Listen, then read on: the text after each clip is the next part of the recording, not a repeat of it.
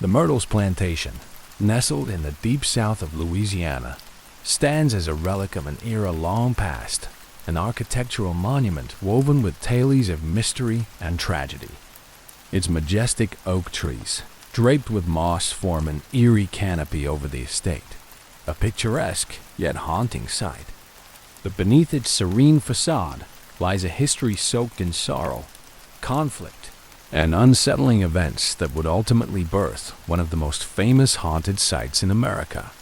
Built in 1796 by General David Bradford, a prominent figure involved in the Whiskey Rebellion, the Myrtles Plantation was initially named Laurel Grove. Bradford, fleeing from Pennsylvania after his involvement in the rebellion, sought refuge in the dense Louisiana wilderness.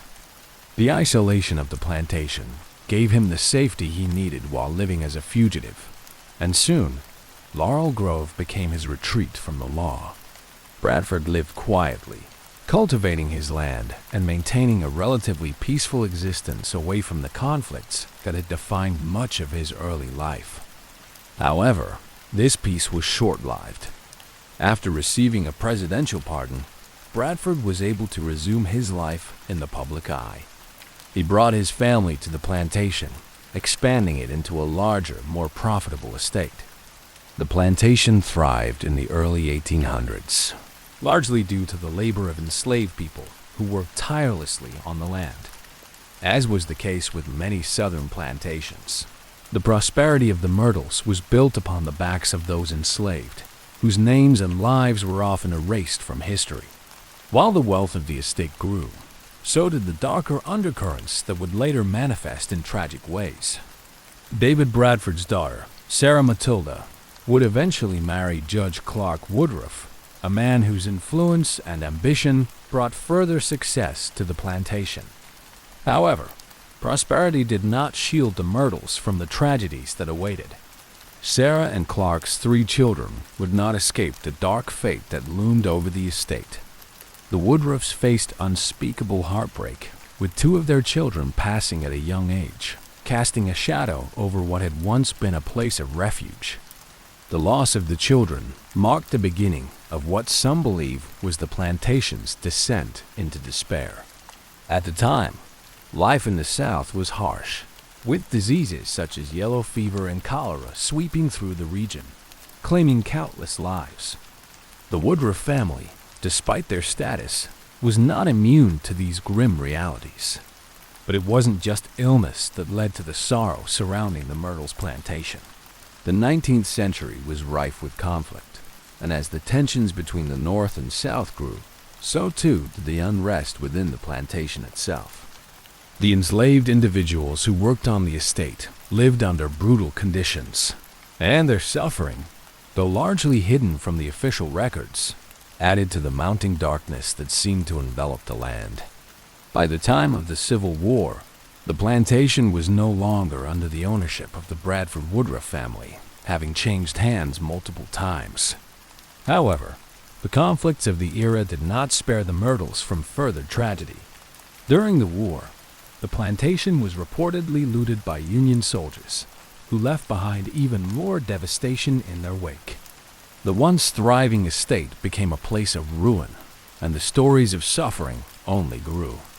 As the South struggled to rebuild in the years following the Civil War, the Myrtles plantation stood as a symbol of both the old world and the new. Reconstruction brought changes to the region, but the ghost of the past, both figuratively and literally, continued to linger in the halls of the plantation. The violence and pain endured during those years left an indelible mark on the land, one that many believe gave rise to the paranormal activity that would later make the Myrtles famous. Though often overlooked in the retelling of the Myrtles plantation's history, the lives of the enslaved people who lived and worked on the estate cannot be ignored. Their stories, full of pain and hardship, are integral to understanding the atmosphere of unrest that pervaded the plantation. While the legends of ghosts and spirits dominate the modern narrative, the real lives of these individuals form the tragic foundation upon which these tales were built. Slavery on the plantation was a brutal reality. Those who worked the land endured long hours of hard labor, abuse, and an existence defined by oppression. The names of most of these individuals have been lost to time, but their suffering remains a key part of the Myrtle's tragic history. Many believe that the unrest of the enslaved continues to manifest in the paranormal occurrences that have been reported over the years. By the late 1800s, the Myrtle's plantation had undergone several more ownership changes, each bringing new stories and new tragedies. It was during this period that the legends of hauntings truly began to take hold. Visitors to the estate started reporting strange sightings, from ghostly apparitions to unexplained noises in the night. These early accounts were often dismissed as superstition, yet the stories persisted. The plantation's dark history, coupled with its eerie atmosphere, made it fertile ground for tales of the supernatural. Over time, the Myrtle's plantation's reputation as a haunted site grew, attracting both skeptics and believers alike. The plantation itself, despite its beauty and historical significance, seemed forever shrouded in a sense of unease. The land, once a symbol of prosperity, had become a place where past and present collided, with the stories of those who had suffered there refusing to fade away. Of all the eerie tales that have come to define the haunted legacy of the Myrtle's plantation, none is as famous or as chilling as the story of Chloe. The legend of Chloe, an enslaved woman who lived and worked on the plantation, weaves together themes of betrayal, fear, and ultimately, tragedy. Over the years, her story has taken on a life of its own, immortalizing her as one of the most well-known spirits said to haunt the grounds. The legend begins with Chloe's arrival at the Myrtle's plantation, though the details of how she came to be there have been lost to time. Some say Chloe was brought to the estate as a young woman, while others claim she had been there for years. What all versions of the story agree on is that Chloe worked inside the main house, serving as a maid to the plantation owner's family. By this point, Judge Clark Woodruff had taken over the estate after marrying David Bradford's daughter, Sarah Matilda. Chloe was said to be a trusted servant, one who had gained a degree of favor within the household. She was responsible for attending to the personal needs of the family, often assisting with the children. However, it is here that the story takes a darker turn, as rumors began to swirl about Chloe's relationship with Judge Woodruff. One of the most pervasive elements of Chloe's tale is the suggestion of an affair between her and the judge. Some versions of the story claim that Chloe had been coerced into the relationship, fearing for her safety and her position within the household. Other tellings paint a more ambiguous picture, with Chloe using her knowledge of the judge's personal life to her advantage, attempting to secure her place within the estate. Regardless of the exact nature of the relationship, the affair eventually came to light. According to legend, when Sarah Matilda discovered Chloe's involvement with her husband, she responded with anger and retribution. Fearing for her life, Chloe began to eavesdrop on the family's private conversations, hoping to learn what fate awaited her. In some accounts, Chloe was caught listening at a keyhole, an act that led to her being punished. It was during this time that Chloe's story took its most tragic and fateful turn. Chloe's fear of being cast out or punished escalated, leading her to make a desperate and disastrous decision. In an attempt to regain favor with the family, Chloe devised a plan to sicken them, hoping she could later provide the cure and earn their gratitude. She baked a cake, lacing it with a toxic substance thought to be oleander leaves. The plan went horribly wrong. Instead of a mild illness, Sarah Matilda and two of her children fell gravely ill after eating the poisoned cake. Within days, they had passed away, their sudden death shrouding the plantation in grief. Chloe, realizing the enormity of her mistake, was consumed with panic. The household was thrown into mourning, and Chloe's role in the tragedy was quickly discovered. Whether through her own confession or a suspicion of others, the outcome was inevitable. The aftermath of the poisoning was swift and brutal. The other enslaved individuals on the plantation, fearful of the consequences that might befall them all, took matters into their own hands.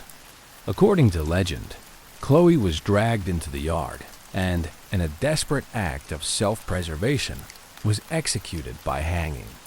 Her body was then disposed of, cast into the nearby Mississippi River, her life extinguished in a moment of collective fury. But the story of Chloe did not end with her death. Over the years, her spirit has been said to linger at the Myrtles plantation, an enduring presence tied to the tragedy she had a hand in causing. The legend of Chloe's ghost began shortly after her passing. Visitors and residents of the plantation reported seeing a figure of a woman dressed in a green turban, standing quietly in the shadows of the house. Her apparition would often appear near the spot where she had once stood as a servant, and her face, haunted and sorrowful, was a reminder of the events that had unfolded there.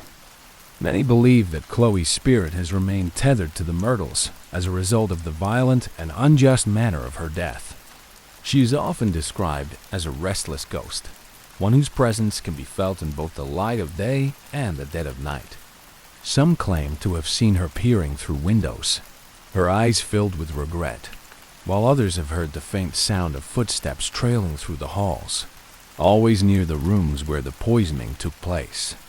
One of the most famous pieces of evidence supporting the existence of Chloe's ghost is a photograph taken in the 1990s. In the image, a figure that resembles Chloe can be seen standing between two buildings, dressed in a long skirt and a headscarf. The photo has been widely debated, with some dismissing it as a trick of the light, while others insist it is proof of the supernatural. Over time, Chloe's legend has grown, with many retellings casting her as a symbol of regret and the consequences of poor choices. Her story, while rooted in tragedy, is also a cautionary tale, one that warns of the dangers of manipulation and betrayal. But for May, Chloe is more than just a ghostly figure. She represents the unresolved tensions of the past, particularly the injustices faced by enslaved individuals like her. While the details of Chloe's life and the events leading to her death remain murky, the power of her story lies in its ability to capture the imagination. It serves as a reminder of the human toll of the era's harsh realities, where lives were often defined by fear and desperation. In recent years, historians and paranormal investigators have tried to separate fact from fiction when it comes to Chloe's story. Some have suggested that there is no historical record of an enslaved woman named Chloe, nor any evidence that Sarah Matilda and her children died of poisoning. Instead, they argue, the family may have succumbed to one of the many illnesses that plagued the South during that time. Yet, the lack of historical documentation has done little to diminish the legend. The story of Chloe, whether grounded in truth or folklore, remains a key part of the Myrtles plantation's haunted legacy. Her ghost is one of the most frequently reported spirits on the property, and many who visit the plantation still claim to feel her presence. In the end, Chloe's tale is one of the most enduring aspects of the Myrtles plantation, a story passed down through generations, shaping the reputation of the estate as a place where the past continues to walk among the living. The Myrtles plantation is not just a historic landmark. It is a place where the past feels unsettlingly close. Over the years, countless visitors, residents, and staff have reported encounters with the unexplained. Whether it's the soft sound of footsteps echoing through empty halls, a sudden chill in the air, or full-bodied apparitions appearing in broad daylight, the plantation's haunted reputation is built upon years of strange and eerie events. The supernatural experiences at Myrtles span generations, drawing believers and skeptics alike to its haunted halls. Those who spend time at the Myrtles plantation often report that the house feels as if it is never truly empty. From the moment one steps onto the creaking wooden floors, there is a palpable sense of being watched, an invisible presence lingering just out of sight.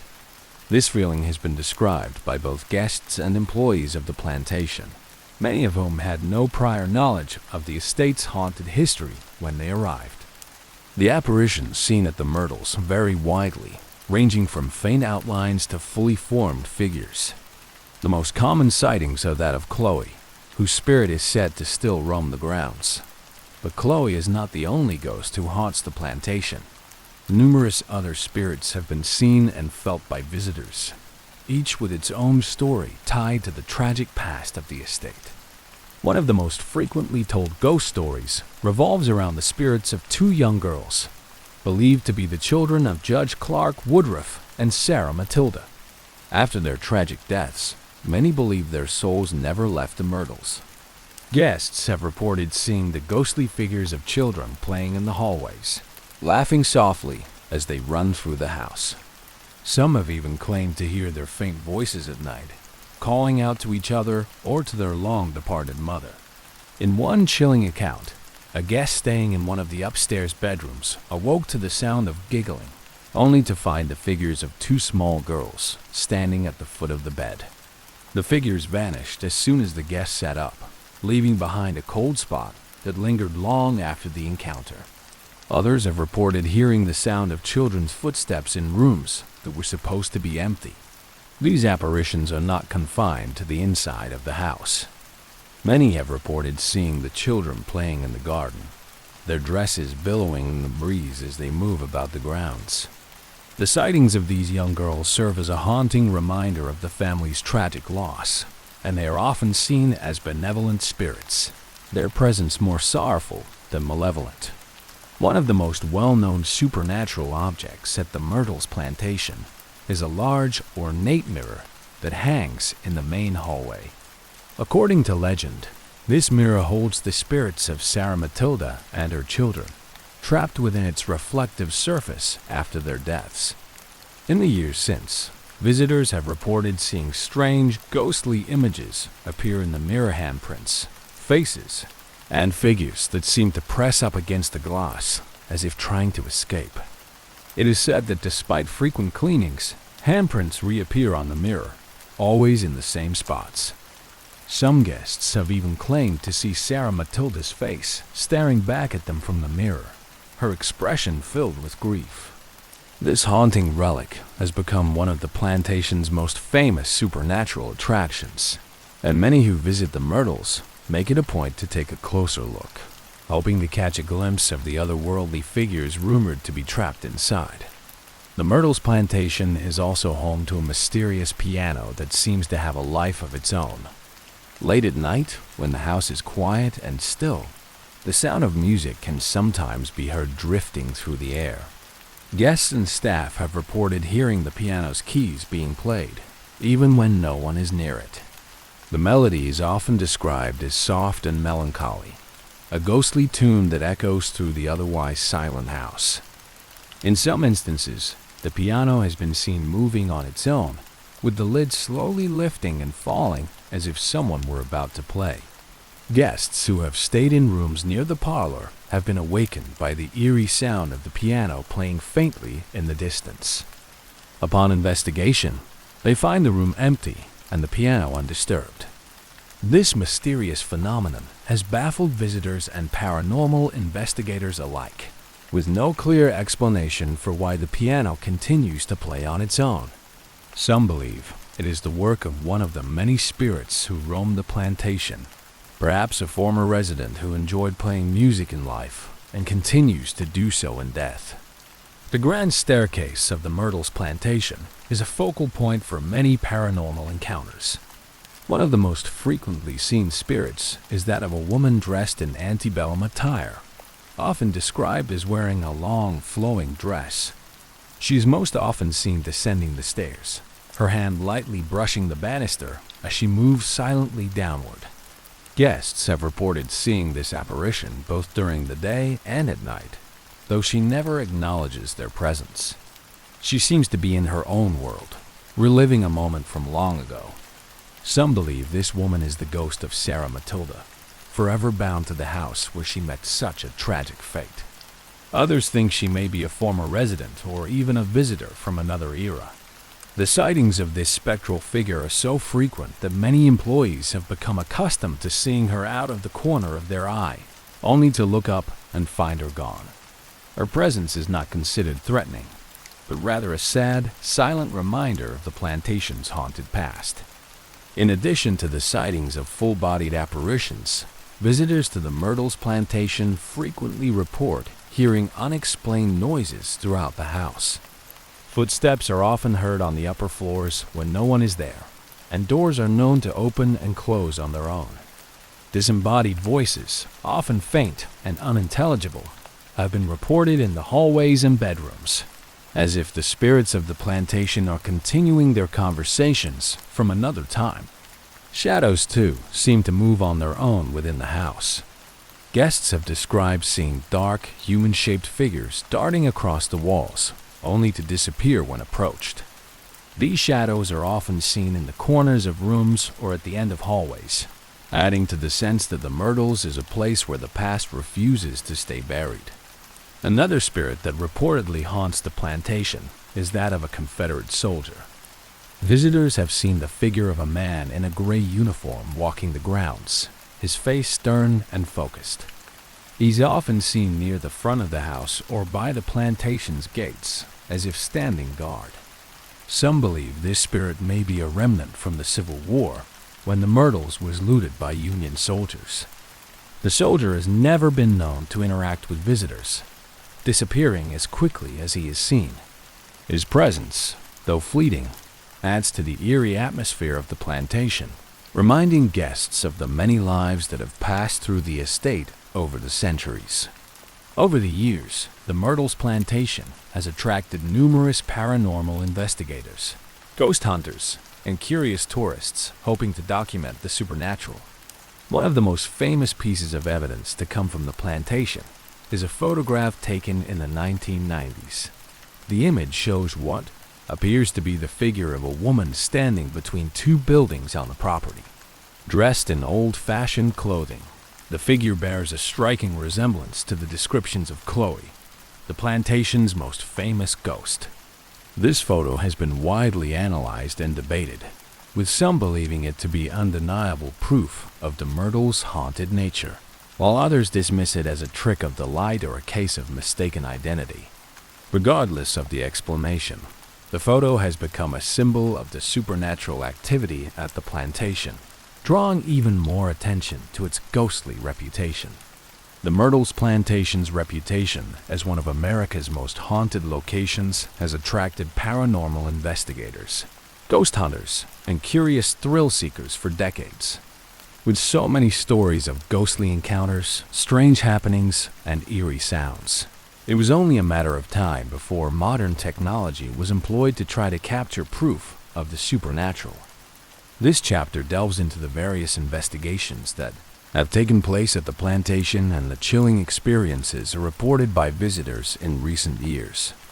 The paranormal interest in Myrtles plantation grew steadily throughout the 20th century, particularly as stories of Chloe and other apparitions circulated more widely.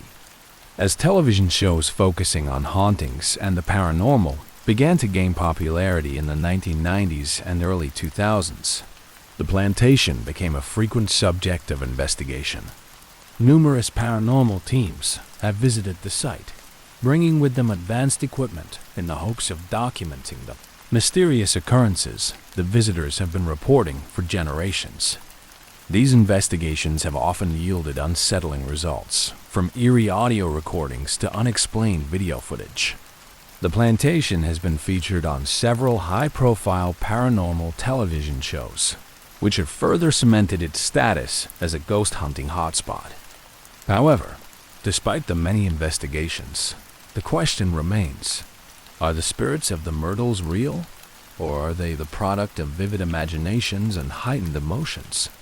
One of the most commonly reported forms of evidence at the Myrtles plantation is the capture of EVPs, electronic voice phenomena, unexplained sounds or voices that are typically recorded but not heard by the human ear at the time. Investigators have claimed to capture chilling EVPs throughout the plantation, including voices that seem to respond directly to questions. In one investigation, an EVP was recorded in the main hallway near the infamous mirror. When asked if there were any spirits present, a faint voice can be heard whispering, I'm here. Others have captured sounds of children laughing, which some believe to be the ghostly echoes of the Woodruff children who perished after the alleged poisoning. Many of these recordings are faint and difficult to interpret, but they add to the growing body of evidence that suggests the plantation is far from an ordinary historical site. Some investigators have also reported hearing disembodied voices during their time at the Myrtles. These voices, though not captured on recording devices, have been described as soft whispers, as if someone is speaking from a distant room. These auditory phenomena often occur in the late hours of the night when the house is quiet and empty, further adding to the eerie atmosphere. Another tool frequently used by paranormal investigators is the EMF, electromagnetic field detector, which measures fluctuations in electromagnetic energy. The theory behind its use in ghost hunting is that spirits may emit or disrupt electromagnetic fields, causing the devices to spike in areas where there is no obvious source of interference. At the Myrtles plantation, investigators have reported strange EMF readings, particularly around the staircase and in the bedrooms where many of the hauntings are said to occur. One investigation showed a sudden spike in EMF levels near the grand staircase, the very spot where the lady on the stairs has been seen. Despite thoroughly checking the area for any logical explanation, such as wiring or electronic devices, no cause for the sudden fluctuations was found. These readings are often cited as evidence that something paranormal is occurring, though skeptics argue that EMF spikes can be caused by a variety of natural sources. Still, the consistency with which these anomalies occur in specific areas of the house lends credence to the theory that the plantation is home to something otherworldly. Many visitors to the Myrtles plantation have reported seeing shadowy figures moving through the halls, often darting out of sight just as they are noticed. These shadow figures, sometimes described as human-shaped but featureless, have become a hallmark of the plantation's paranormal activity. Some investigators have captured these shadowy movements on video, though the footage is often grainy and difficult to interpret. In one famous instance, a team recorded what appeared to be a dark figure crossing the hallway, only to disappear into the wall.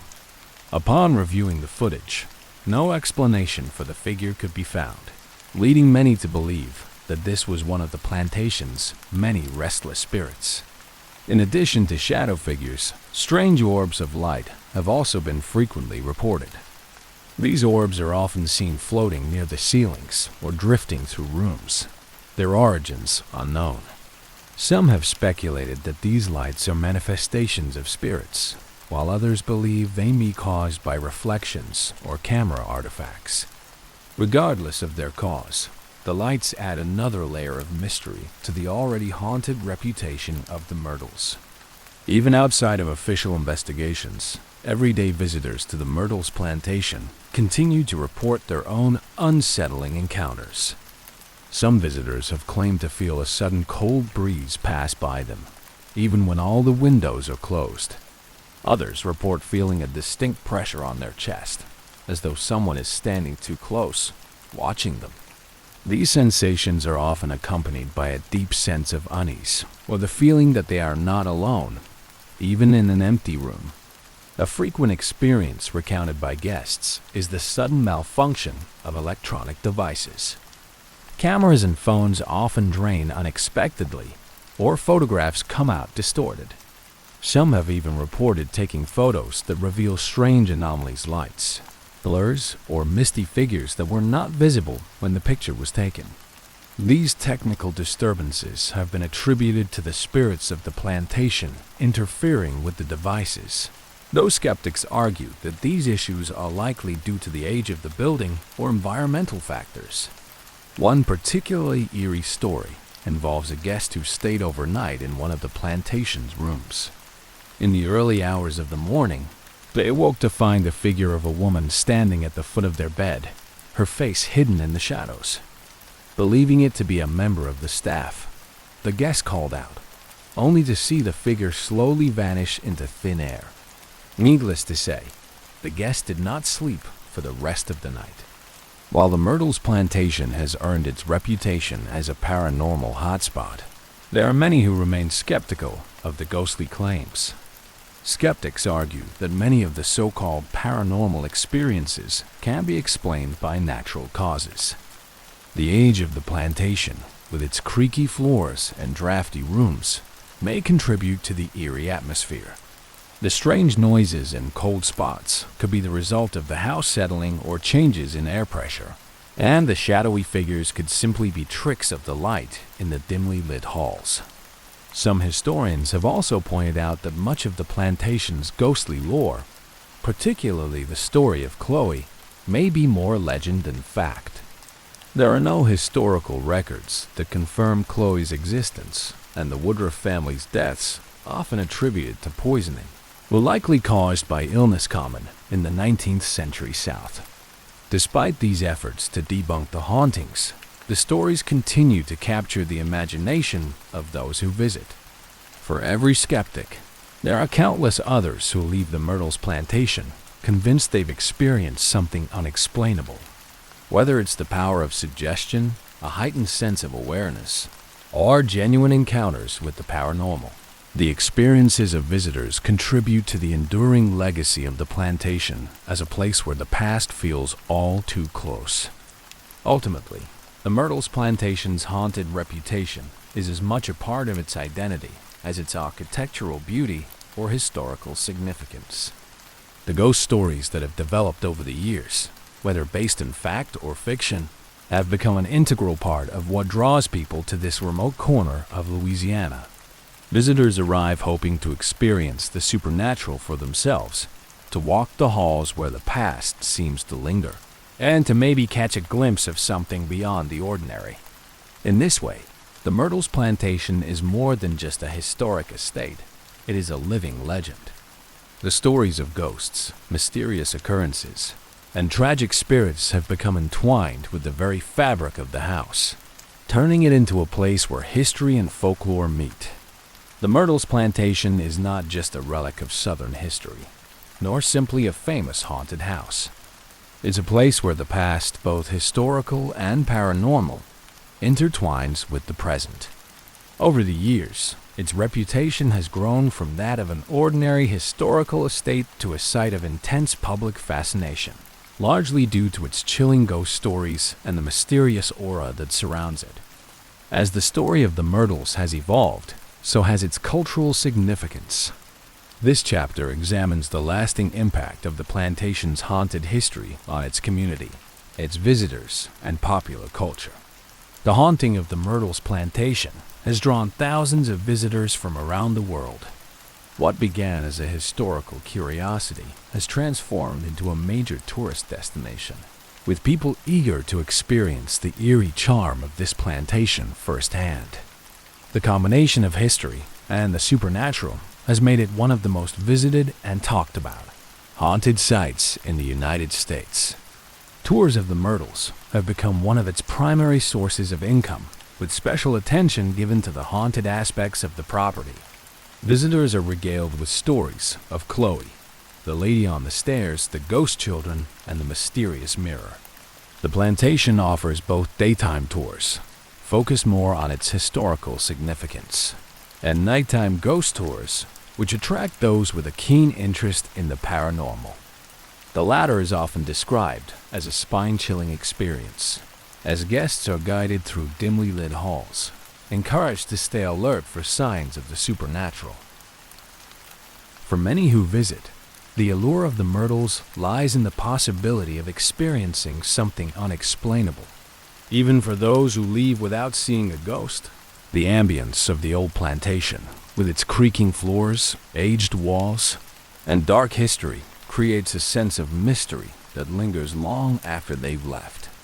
It's this atmosphere that keeps people coming back, hoping for a fleeting encounter with the unknown. The Myrtles Plantation's haunted reputation has seeped into popular culture. Over the years, it has been featured in countless books, television shows, documentaries, and films, each contributing to the plantation's growing mystique. It's a frequent stop on lists of America's most haunted places, and its stories are retold in ghost books, podcasts, and documentaries about haunted locations. Shows like Unsolved Mysteries, Ghost Adventures, and Ghost Hunters have explored the Myrtles, bringing its haunted history into millions of living rooms across the world. These programs typically focus on the plantation's most famous spirits, like Chloe and the ghostly children, and attempt to capture evidence of the supernatural. While skeptics question the authenticity of such shows, their influence on the Myrtles' legacy cannot be denied.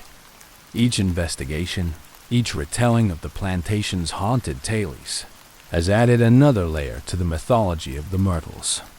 Beyond paranormal TV shows, the Myrtles has also inspired works of fiction.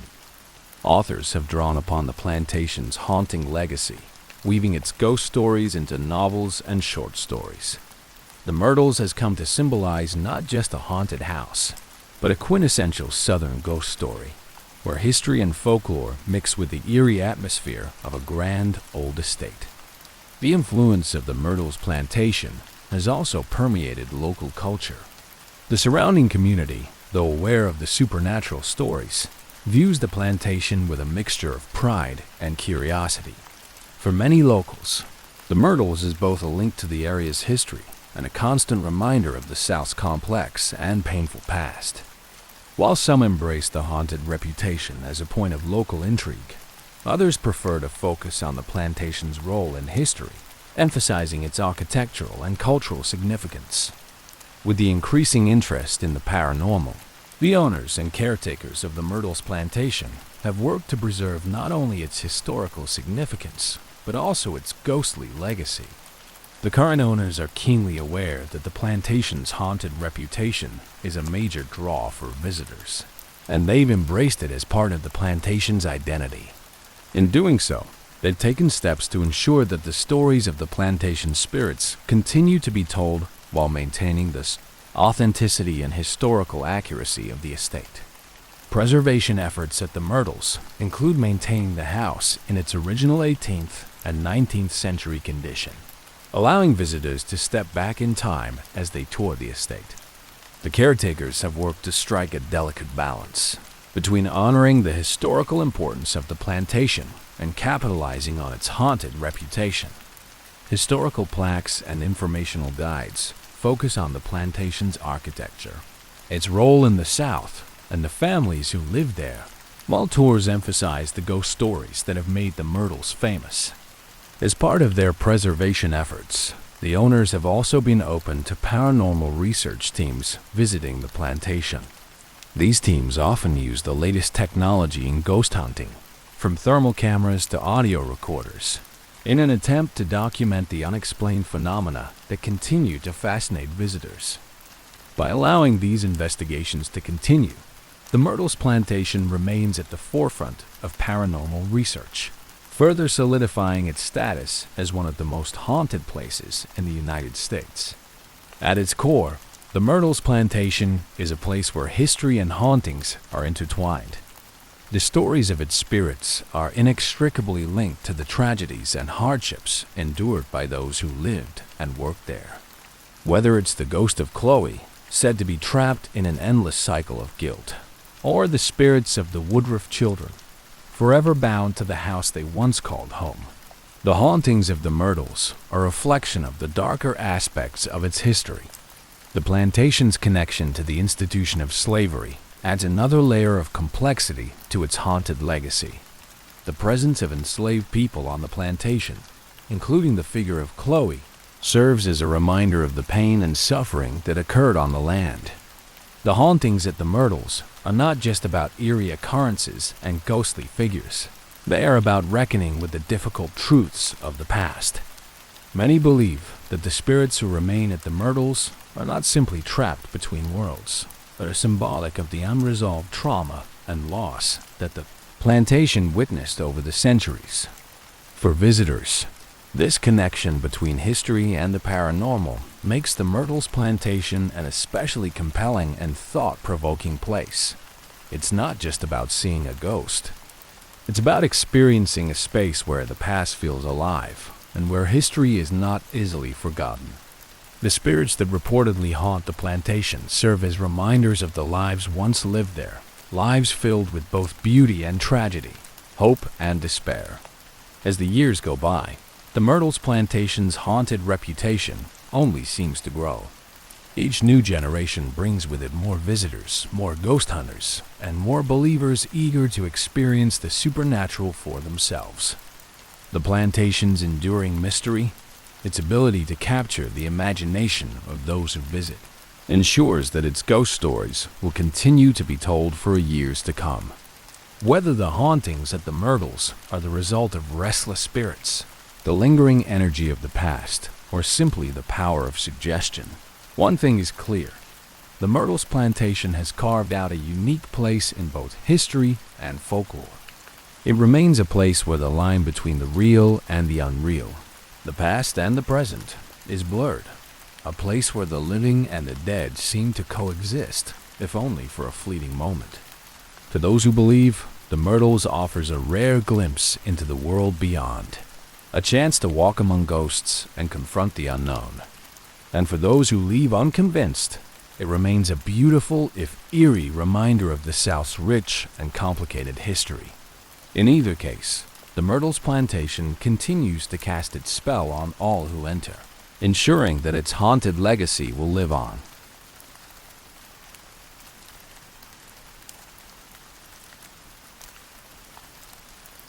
The airfield was alive with a constant hum. Engines roared, tools clattered, and the wind carried the sharp, acrid scent of oil and metal. It was 1920, and the airmen at RAF Scampton, a remote airbase in the English countryside, were used to the chaotic rhythm of their days. Planes would land and take off at all hours, and between the mechanical whine of engines, the men worked tirelessly to keep them in the air. It was a place that thrived on precision, but beneath that facade of order, there was chaos within the machines and the men who kept them running. Freddie Jackson was a part of this world. He was one of the many mechanics who worked long hours ensuring the safety of the aircraft. Unlike some of his colleagues, who found solace in the repetitive grind of fixing engines, Freddie was restless. His hands were steady, but his mind rarely was. He had a quick smile and a laugh that could brighten the darkest mood, but there were days when the shadows crept into his eyes, as if a storm was brewing just beneath the surface. Freddie had always been a bit of a daredevil. Even before he joined the Air Force, he had a reputation for taking risks, sometimes unnecessary ones. He would drink more than he should, stay up long past the point of exhaustion, and push himself beyond his limits. His friends saw it as part of his charm, a kind of reckless bravery that suited a man working in such a dangerous environment. But there was more to it than that. Freddie was running from something, though no one quite knew what. Maybe he didn't know either. In the mess hall, Freddie was a popular figure. He could tell a joke that would have the entire room in stitches, and his easygoing nature meant he had friends in every corner of the base. But when the laughter died down and the long nights settled over the airfield, Freddie would find himself alone, staring at the bottom of a bottle or out into the dark sky, searching for something he couldn't quite name. His comrades never thought much of it. They were all a little rough around the edges, after all. The war had taken its toll on each of them, and everyone had their own way of coping. For some, it was gambling. For others, it was the numbing comfort of drink or the reckless thrill of dangerous stunts. Freddie's self-destructive streak was no secret, but he was good at what he did. No one doubted his skill as a mechanic. He could coax life back into engines that seemed beyond repair, and he had an uncanny knack for knowing when something was wrong just by the sound of a plane's hum. But there were days when Freddie's eyes were red-rimmed, and his hands shook ever so slightly, and his friends would look the other way, pretending not to notice. It was easier that way. "Hey, Freddie, you think you can fix this mess before we have to put it back up there?" called out James, a fellow mechanic, slapping the wing of a biplane that had seen better days. Freddie glanced up from his work, a smirk tugging at his lips. "Course I can," he said. wiping his hands on a rag. "Just keep your hands off it, and we'll be fine." There was laughter, but it was forced, like they were trying to chase away the tension that hung over the airfield like a storm cloud. The airmen lived for these moments of camaraderie. They were a tight-knit group, bound by the shared knowledge that any day could be their last. The aircraft they serviced weren't just machines. They were lifelines, the difference between making it home and not. But the constant pressure wore on them. There were days when Freddie could see it in their eyes, the way they all carried themselves a little more heavily, like they were trudging through an invisible fog. Freddie knew that feeling well. It was there every morning, in the split second after he woke up, but before he remembered where he was. It was a hollow ache that gnawed at him, a feeling that no amount of liquor or laughter could quite chase away. Sometimes he would climb up onto the wing of a plane and just sit there, watching the horizon as the sun dipped below the clouds, the sky painted in shades of gold and crimson. It was beautiful, but it also felt like an end, a reminder that everything, even the brightest day, would fade into darkness. One evening, after a long shift, Freddie sat with a few of the guys in the mess hall, nursing a drink. It had been a rough day, with more than one near miss and a lot of frayed nerves. Freddie's laugh was a little louder than usual, his jokes a little sharper, like he was trying to drown out something that only he could hear. "You're gonna drink yourself into an early grave, mate," said Tom, one of the pilots, with a half-smile that didn't quite reach his eyes. Freddie just shrugged, tipping his glass back and letting the warmth slide down his throat. "Better than going slow," he said, and there was a moment of silence, heavy and uncomfortable, before someone changed the subject. They all knew what he meant. No one wanted to talk about it, but it was there, unspoken. The understanding that they were all just trying to keep themselves together until the next day. As the night wore on, Freddie slipped out, leaving the noise behind. He wandered the airfield, hands shoved into his pockets, the cold air biting at his skin. He paused by one of the planes, running his fingers along the smooth metal, his breath misting in the dark.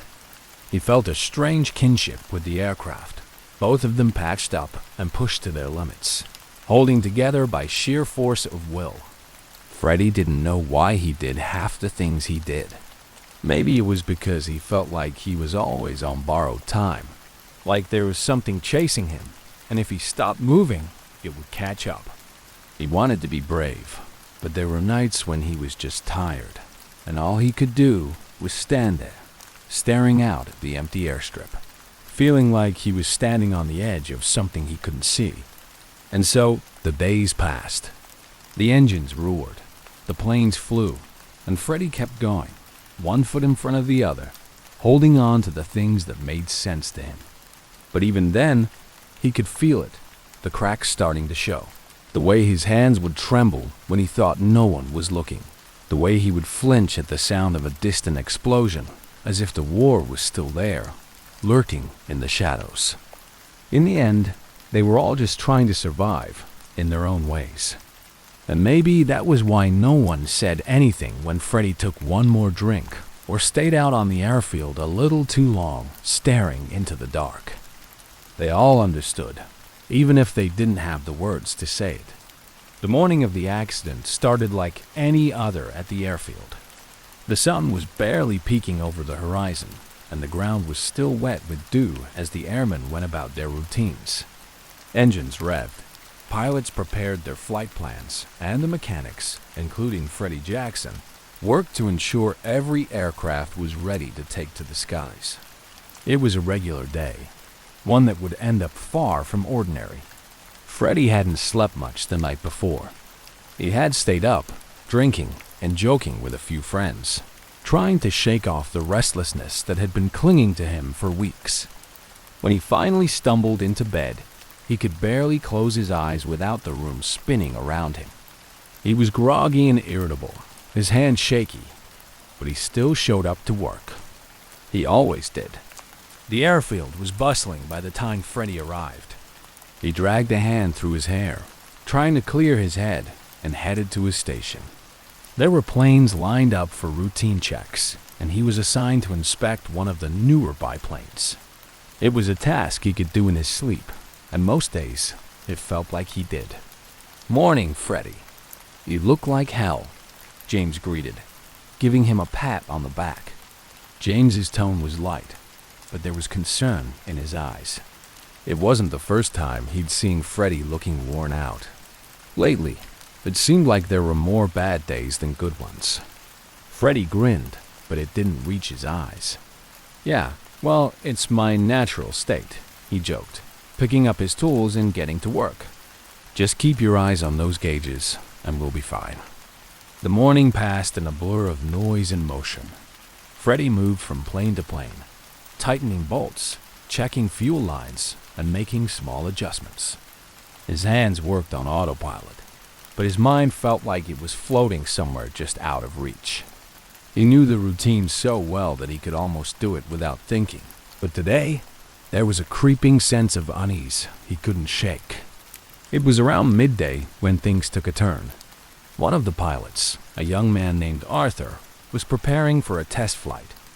The plane had just been serviced, and it was supposed to be a quick routine check. Freddie had been one of the last to work on it, and he had given it the all clear. As Arthur climbed into the cockpit, Freddie caught sight of him and gave a thumbs up, a casual sign of reassurance. But his smile faded as soon as the plane began to taxi down the runway. The engine stuttered, coughed, and then roared to life.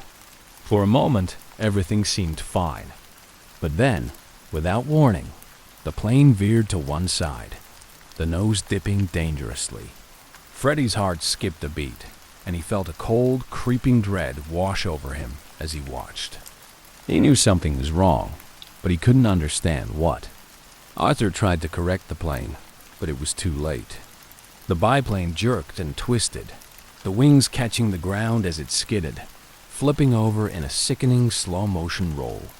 The sound of metal crunching and the deafening roar of the crash echoed across the airfield. Freddie felt frozen, his feet rooted to the spot as he watched the disaster unfold in front of him. Shouts filled the air, and people started running toward the wreckage. Freddie was one of the first to move, sprinting across the field, his heart pounding so hard he thought it might burst. He could smell the smoke, sharp and acrid, burning the back of his throat. He didn't care. He just had to get there, had to do something. When he reached the plane, it was already clear that it was bad. The cockpit was a mangled mess of metal and shattered glass, and Arthur was slumped over, unmoving. Freddie's hands shook as he tried to pull the twisted frame apart, desperate to reach him. "Come on, Arthur, stay with me," he muttered under his breath, his voice choked with panic. But there was nothing he could do. The medics arrived within minutes, pulling Freddie away as they worked to free Arthur. Freddie stood there, helpless, his clothes smeared with oil and dirt, his hands trembling. He watched as they lifted Arthur's limp body out of the wreckage, his face pale, his uniform stained with blood. There was no need to say it out loud. The silence that followed spoke volumes. The rest of the day passed in a haze. The airfield, normally so full of life, felt hollow, as if the crash had sucked all the air out of it. The men gathered in small, quiet groups, whispering and glancing over at the twisted wreckage, still lying on the runway like a dark stain. Freddie stayed close to the hangar, away from the others. He didn't want to hear the whispers or see the pity in their eyes. He kept replaying the morning over and over in his head, trying to figure out what had gone wrong. Had he missed something? Was there a mistake he didn't catch? The questions gnawed at him, relentless and cruel. He was a good mechanic. He prided himself on that. But now, all he could think about was the look on Arthur's face, the way he had smiled just before he climbed into the cockpit. "Freddie, it's not your fault," James said quietly, coming up beside him. "These things happen. Sometimes it's just bad luck." Freddie clenched his fists, his nails digging into his palms. "No, he said, his voice barely more than a whisper. I should have known. I should have seen it. He didn't know what he was supposed to have seen, but it didn't matter. The guilt was like a weight, crushing his chest, making it hard to breathe. That night, Freddy found himself alone again, but this time, the silence felt unbearable. He didn't go to the mess hall. He couldn't face the others, couldn't bear to see their faces, knowing they were thinking about the same thing he was. Instead, he wandered out to the edge of the airfield, a bottle in hand, the cold night air biting at his skin. He drank and drank, but the numbness he was searching for never quite came. Every time he closed his eyes, he could see the crash, hear the screech of metal, and the shouts echoing in his ears. The bottle slipped from his grasp, shattering on the ground, and he sank to his knees, his hands shaking so badly he could barely keep them still. There was no way to escape it. The guilt, the fear, the sickening feeling that he had let everyone down, it all swirled around him, closing in like a vice. He wanted to scream, but no sound came out, just a strangled gasp that got lost in the wind.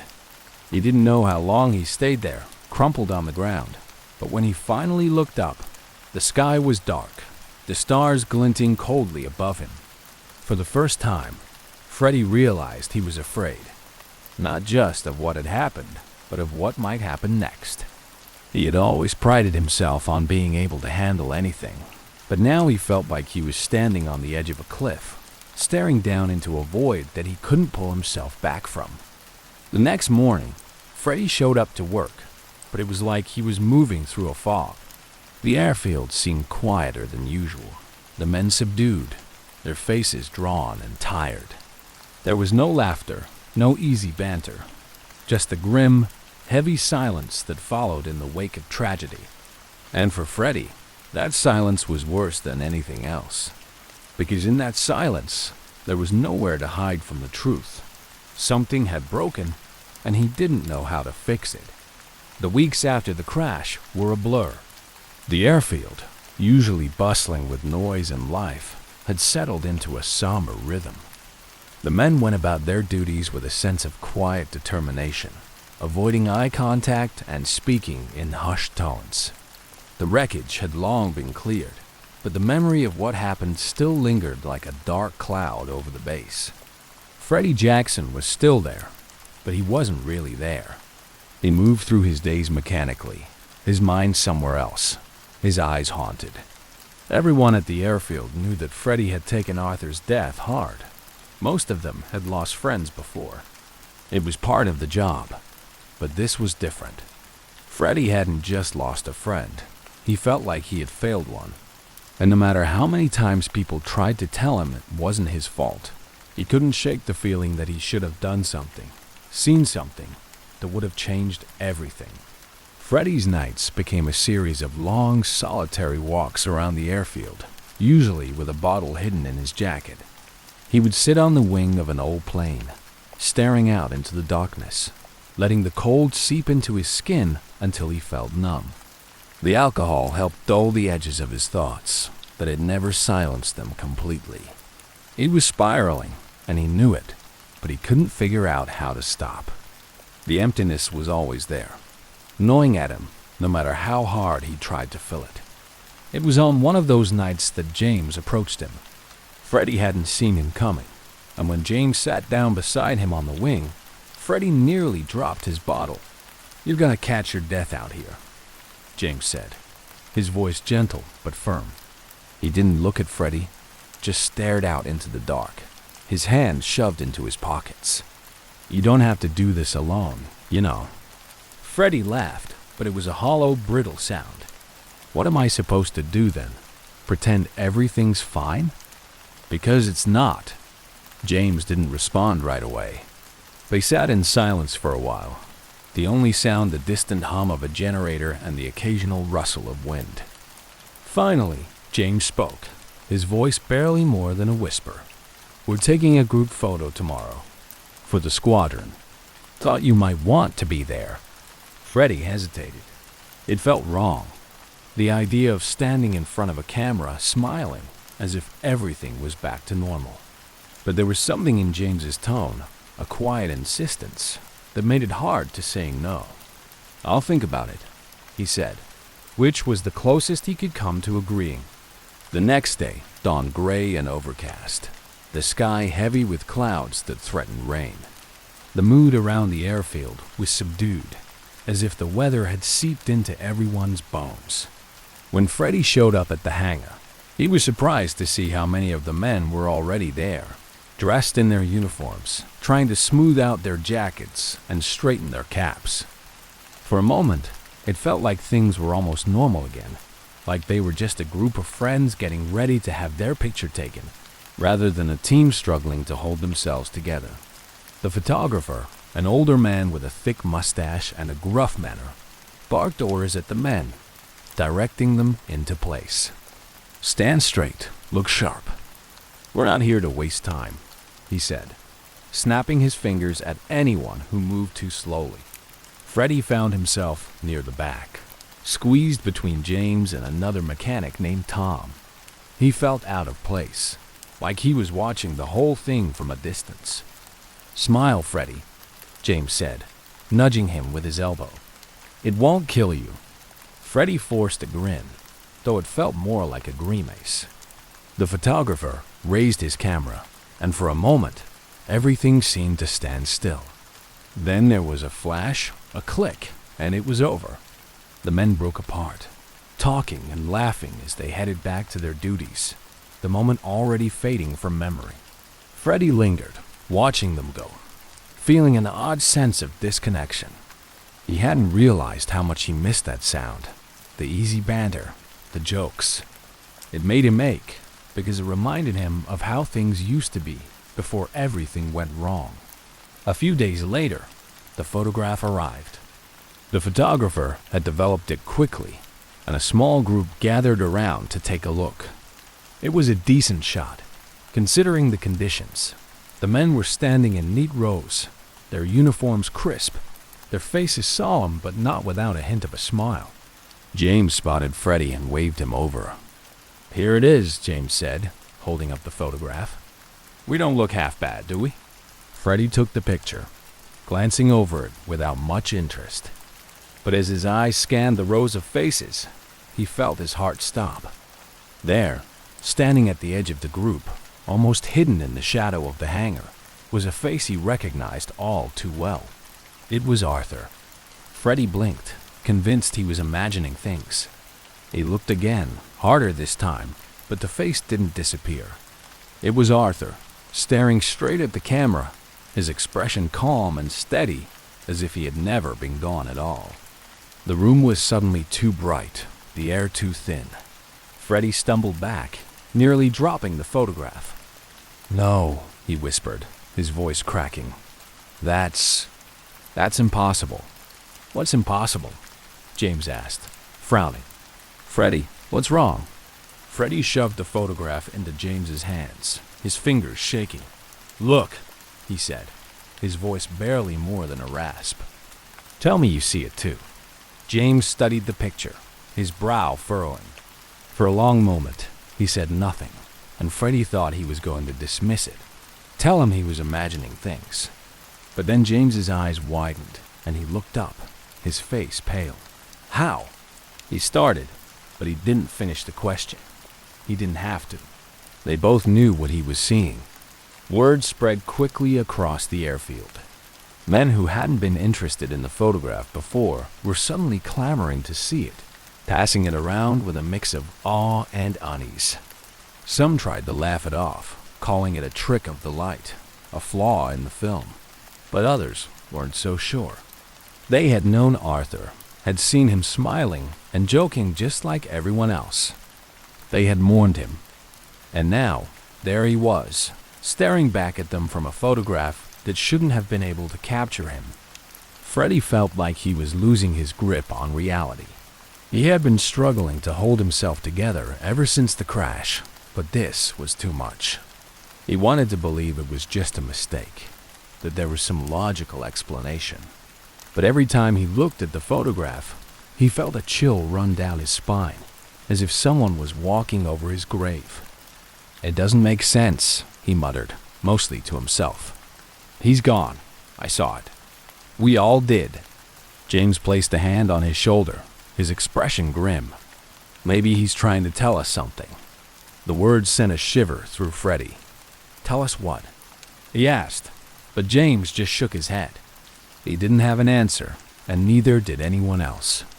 The photograph was a mystery, one that none of them could explain. It felt like a message, but no one knew what it was supposed to mean. In the days that followed, the atmosphere at the airfield grew tense. The photograph was pinned up in the mess hall, where anyone could see it, and every time Freddie walked past, he felt a knot tighten in his chest. The men started to whisper, not just about the photograph, but about the strange things that had been happening since the crash, the tools that went missing, only to turn up in odd places, the flicker of shadows where there shouldn't have been any, the feeling that they were being watched. Freddie didn't want to believe in ghosts, but late at night, when he was alone and the air was still, he could feel something pressing in around him, heavy and suffocating. He thought about Arthur, about the way he had looked in the photograph, and he wondered if maybe James was right. Maybe Arthur was trying to tell them something. Or maybe, Freddie thought, his mind darkening, it was something worse. Maybe it was a warning. The airfield was no longer the familiar, bustling place it had once been. Since the photograph appeared, a suffocating tension seemed to hang in the air, thick and heavy, making it hard for the men to go about their routines.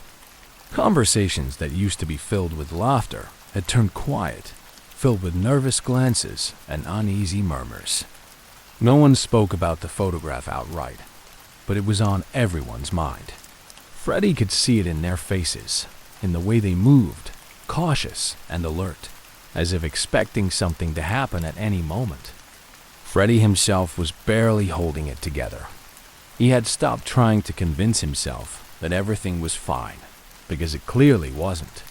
Every day felt like he was walking through a nightmare, one he couldn't wake up from. And every time he saw Arthur's face in that photograph, he felt a chill seep into his bones. It wasn't just the image of his dead friend that haunted him. It was the feeling that Arthur was still there, somewhere, watching. The strange occurrences that had begun after the crash were becoming harder to ignore. At first, it had been small things. The misplaced tools, the flickering lights, the occasional murmur of voices when no one else was around. But as the days passed, the incidents grew more unsettling. One evening, Freddie was working late in the hangar, trying to lose himself in the monotony of fixing an engine. The hangar was quiet. The only sounds the soft clink of metal and the hum of machinery. But then he heard a faint whisper, just behind his ear. He spun around, expecting to see someone standing there, but there was no one. Just the empty, dimly lit hangar, shadows stretching across the floor. He told himself he was imagining things, that he was just tired. But then it happened again, a low, indistinct murmur, like someone speaking just out of earshot. This time, he didn't turn around. He just closed his eyes and tried to focus on his breathing, willing the whisper to stop. But it didn't. Instead, it grew louder, more insistent, until he could almost make out words. His hands began to shake, and he dropped his wrench, the clatter echoing through the empty space. He wanted to run, but his feet felt glued to the spot. It wasn't until he heard a loud bang, like something falling, that he finally snapped out of it and bolted for the door, his heart pounding. Outside, the cool night air hit his face, sharp and biting, and he took a deep, shaky breath. He stood there for a moment, trying to steady himself before looking back at the hangar. Nothing seemed out of place, but he could still feel the whispering, like it was lingering just out of reach. He didn't go back inside. Instead, he headed straight for his bunk, where he lay awake for hours, staring at the ceiling, his mind racing. The next morning, Freddie didn't mention what had happened. He didn't want to talk about it. Didn't want to admit that he was starting to crack. But when he showed up for roll call, he could see that he wasn't the only one on edge. James, who was usually so upbeat, looked exhausted, dark circles under his eyes. Tom, another mechanic, was fidgeting with his hands, his gaze darting around nervously. It was as if the whole squadron was holding its breath, waiting for something to happen. That day, they had a maintenance check on one of the old biplanes. It was a simple task, one they had done hundreds of times before. But as Freddie climbed into the cockpit to check the controls, he felt a jolt of unease. The seat was cold, colder than it should have been, and for a moment, he felt like he was sitting in someone else's place. He brushed it off, telling himself it was just his mind playing tricks on him. But when he reached for the throttle, his hand froze. There, etched faintly into the metal, were the initials, a J. Freddie's breath caught in his throat. Arthur Jameson. Arthur's initials.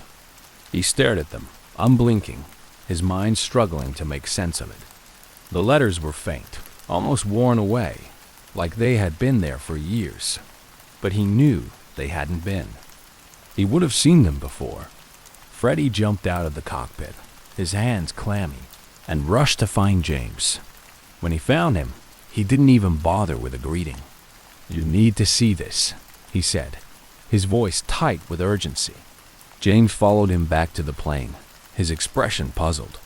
But when he saw the initials, his confusion turned to alarm. "Do you think?" James began, but he didn't finish the question. He didn't have to. They both knew what he was asking. Freddie didn't answer. He didn't know what to say. All he could think about was the photograph, the whispering, and now this. It felt like the air around them was closing in, suffocating. He wanted to believe there was a rational explanation, that someone was playing a cruel joke. But deep down, he was beginning to suspect the truth was far more terrifying. The rumors spread fast. By the end of the day, everyone on the base had heard about the initials. Some of the men tried to laugh it off, saying it was just a coincidence, but their laughter sounded forced, hollow. Others started avoiding the hangar altogether, as if they could feel the same creeping unease that Freddie did. And then there were those who began to whisper, not just about Arthur, but about ghosts. Freddie hated that word. It made everything feel more real, more impossible to ignore. But the signs were everywhere, and they were getting harder to dismiss. One night, he was lying in his bunk, staring at the photograph that someone had left on his bedside table. He didn't know who had put it there, and he didn't want to know. He was about to turn off the light when he heard a sound, soft and rhythmic like footsteps. He sat up, his heart thudding in his chest, and listened. The footsteps were faint, almost like someone walking on tiptoe. They moved down the hallway, slow and deliberate, stopping right outside his door. Freddie held his breath, waiting for them to move on, but they didn't. They just stood there, silent, like they were waiting for him to do something. "Who's there?" he called out, his voice trembling. There was no answer, but he could feel a presence, heavy and cold, pressing against the door. He stayed like that for what felt like hours, his eyes fixed on the handle, half expecting it to turn. But it never did. Eventually, the footsteps moved away, fading into the distance, leaving him alone in the dark. Freddie didn't sleep that night. The next morning, he found James and told him everything, the whispers, the initials, the footsteps. He expected James to tell him he was overreacting, that he needed to get some rest. But instead, James just nodded, his expression grim. "You're not the only one, Freddie," he said quietly. "Others have been hearing things too. Seeing things." It was the confirmation Freddie had been dreading. He had been hoping, even praying, that it was all in his head, that he was just losing it. But if other people were experiencing the same thing, then it was real. And if it was real, then there was no escaping it. The whispers grew louder, the shadows darker. More men began reporting strange occurrences, doors that creaked open on their own, tools that vanished without a trace, voices that seemed to come from nowhere. Some of them even claimed to have seen Arthur standing at the edge of the airfield, watching them. Freddy wanted to tell them they were imagining things, but he couldn't bring himself to say it, because he had seen it too. One night, after another restless, sleepless evening, Freddy found himself back in the hangar, staring at the photograph pinned to the wall. He didn't know why he kept coming back to it, why he couldn't just let it go. Maybe he was looking for answers, or maybe he was just waiting for something to change. But as he stood there, staring at Arthur's face, he felt a strange sense of calm, as if everything was finally starting to make sense. Maybe Arthur was trying to reach out, to say something that he hadn't been able to say before. Or maybe he was stuck, trapped between this world and the next, unable to move on. Freddy didn't know, but he could feel the pull, the invisible thread that connected them, and he knew it was only a matter of time before something gave. As he turned to leave, he heard a whisper, soft and clear, cutting through the stillness of the hangar. Freddy. It was Arthur's voice, unmistakable, and it sent a shiver down his spine. He didn't turn around. He just stood there, frozen, as the voice whispered again, more insistent this time. Freddy, help me. For the first time in weeks, Freddy felt a glimmer of hope. If Arthur was trying to communicate, then maybe he could figure out what he wanted. Maybe he could help him find peace. But even as he clung to that hope, a part of him knew that whatever was happening was far from over. It was just beginning, and he was standing right at the center of it. The airfield had become a place of restless, unspoken fears. The men moved like ghosts themselves, avoiding the hangar, the photograph, and, most of all, Freddy. They could sense something different about him, something heavy and unsettling, like he was carrying a burden they couldn't see. He was still showing up for work, still going through the motions, but there was a hollowness in his eyes that hadn't been there before, a kind of quiet desperation that set him apart from the others. Freddy had spent sleepless nights trying to piece together what was happening. The whispers, the initials on the plane, the footsteps, each event felt like part of a larger puzzle, but no matter how hard he tried, he couldn't see the full picture. He knew Arthur was trying to communicate with him. He could feel it, a presence that lingered just at the edge of his consciousness, pulling him closer, urging him to listen. But the more he tried to understand, the more confused he became. The base was no longer just a workplace. It was a labyrinth of shadows and echoes, and Freddy felt like he was lost somewhere in the middle, unable to find his way out. Every night, he would return to the hangar, staring at the photograph, waiting for the whispers to come. He didn't know what he was expecting, maybe another message, maybe a sign. But each time he heard Arthur's voice, it was the same, repeating that same plea. Help me. As the days went on, the strange occurrences only escalated. The whispers became more frequent, no longer confined to the quiet of the night. Men began reporting cold spots, sudden drafts of icy air that seemed to come out of nowhere, sending shivers down their spines even in the middle of summer. Tools would disappear, only to reappear in places they had no reason to be, like the mess hall or the barracks. And then there were the sightings' fleeting glimpses of a figure, standing just at the edge of the runway, barely visible in the fading light. Freddy wasn't the only one who saw him. Others had started to see Arthur, too, and the stories spread quickly, each one more unnerving than the last. Some said they had seen him standing by the hangar, his uniform neat, his face calm, like he was waiting for something. Others claimed to have seen him in the barracks, sitting on an empty bunk, staring at the wall. But every account had one thing in common, the look in Arthur's eyes. A look of sadness, of longing, as if he was searching for something he couldn't find.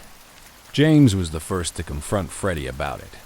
One evening, after another long, grueling day, he found Freddy in the hangar, staring at the photograph, the same way he had been every night for weeks.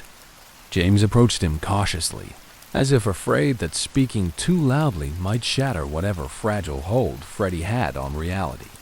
Freddy, James said, his voice soft but firm. You need to stop this. Whatever's happening, it's not your fault. You can't keep torturing yourself like this. Freddy didn't look at him. You don't understand, he said, his voice barely more than a whisper. Arthur is trying to tell me something. He needs my help. James sighed, running a hand through his hair. You're not making sense. Arthur's gone, Freddy. Whatever you think you're hearing, it's not real. You need to let it go. Freddy turned to face him, and for a moment, James recoiled at the intensity in his eyes. You think I want to believe this? Freddy snapped, his voice cracking with frustration. You think I want to spend every night listening to whispers in the dark, wondering if I'm losing my mind. But I'm telling you, it's real. I've heard him. I've seen him. James hesitated, torn between wanting to comfort his friend and the fear that there was nothing he could say to make things better. Even if it is real, what are you going to do? He asked quietly. You can't bring him back. Freddy didn't answer. He just looked back at the photograph, his eyes distant, lost. I don't know, he said finally, but I have to try. I can't keep living like this. That night, Freddy made up his mind. He didn't know how, but he was going to find a way to reach Arthur, to figure out what he was trying to say.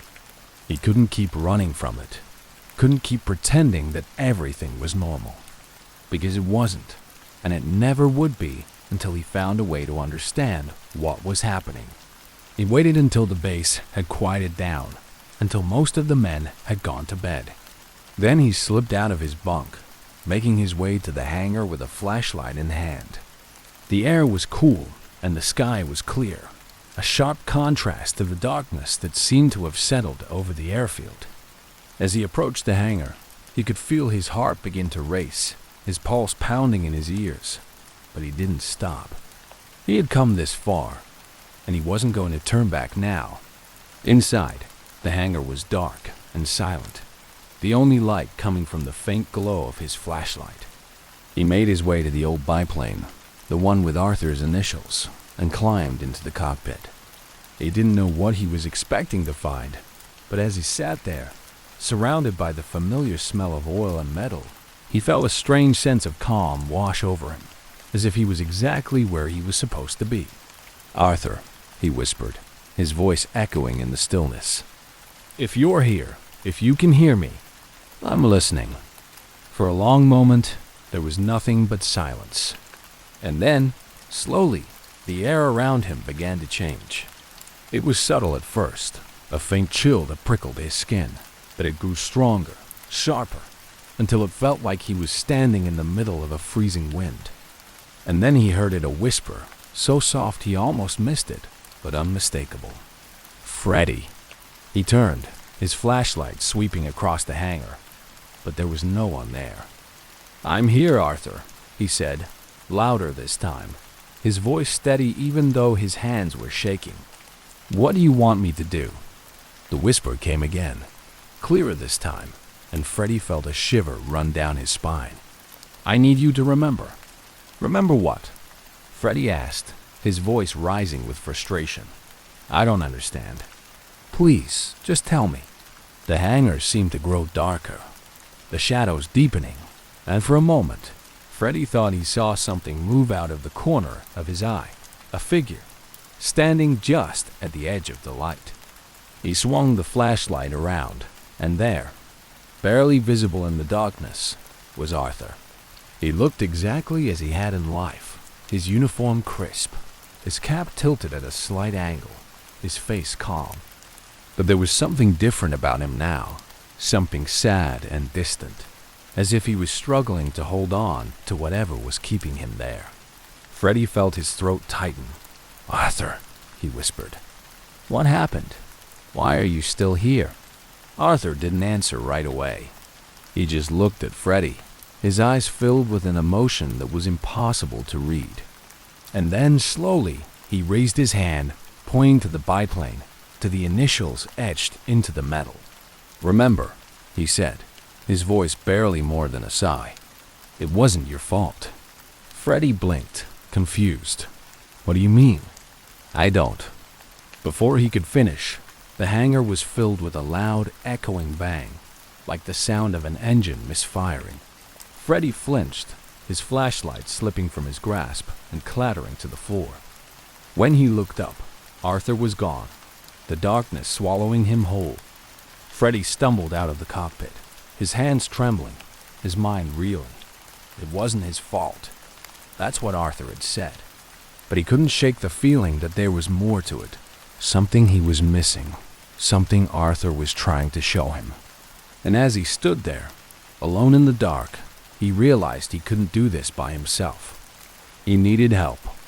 The next morning, Freddy went to James. He told him everything, from the whispers to the sighting in the hangar, and for the first time, James didn't try to dismiss it. He listened, his expression serious, and when Freddy was done, he nodded. If Arthur's trying to reach out, then maybe we need to find a way to reach back, James said. But we're not going to do it alone. Whatever's happening, we're going to face it together. It was the first time in weeks that Freddy felt a flicker of hope. He didn't know what lay ahead, or if they would ever get the answers they were looking for. But at least now, he wasn't alone. And as they stood there, staring at the photograph pinned to the wall, he couldn't help but feel that maybe, just maybe, they were finally getting closer to the truth. Whatever had kept Arthur tethered to this place, whatever message he was trying to deliver, Freddy was determined to uncover it. And this time, he wasn't going to run.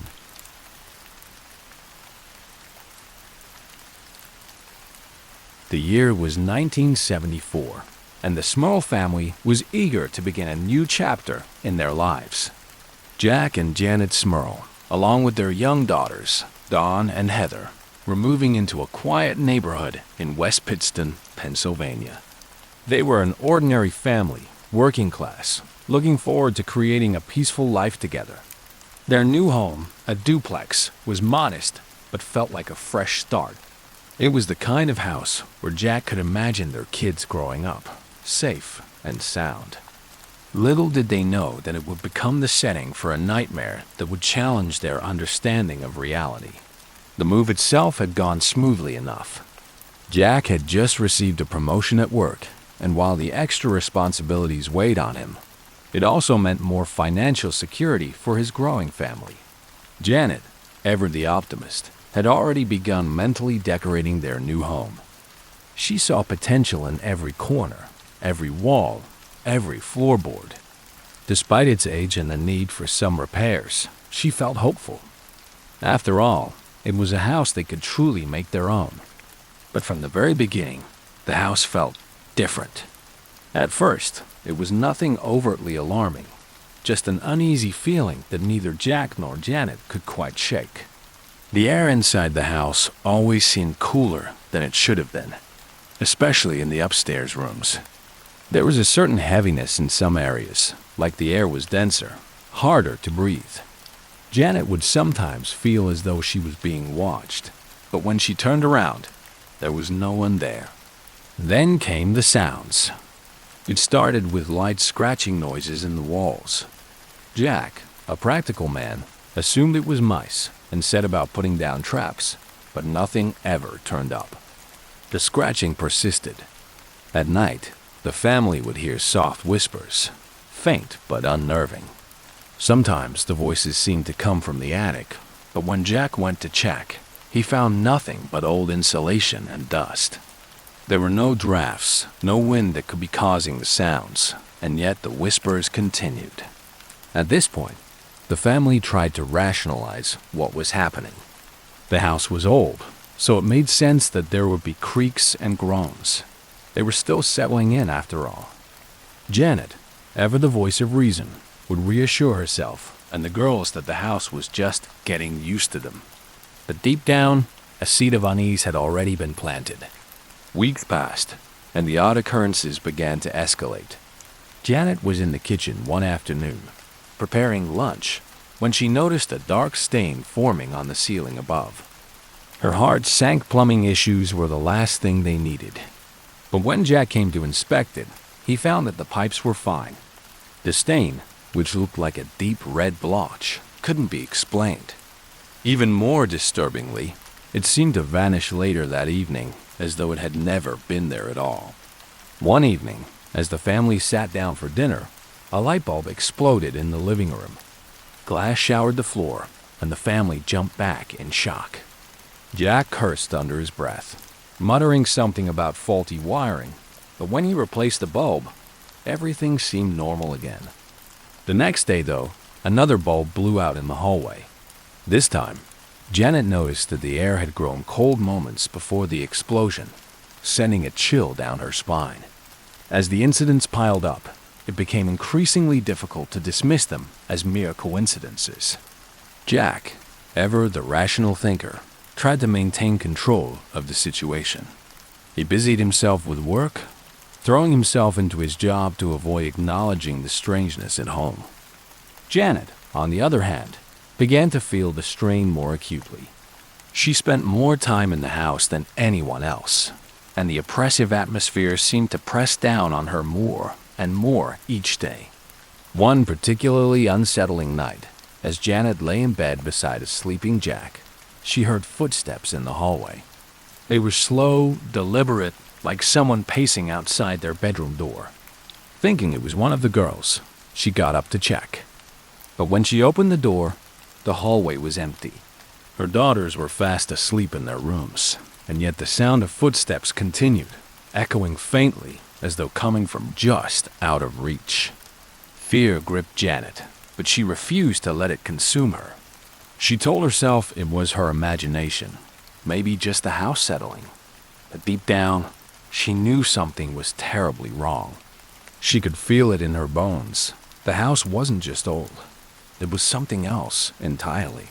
And whatever was there, it wasn't friendly. The children, too, began to notice strange things. Dawn, the eldest, mentioned seeing shadows moving in her room at night, though there were no trees or passing cars that could account for them. Heather, still too young to fully understand, complained of bad dreams. She would often wake up crying, saying there was someone in her room watching her. Janet did her best to comfort her daughters, but inside, her anxiety was growing.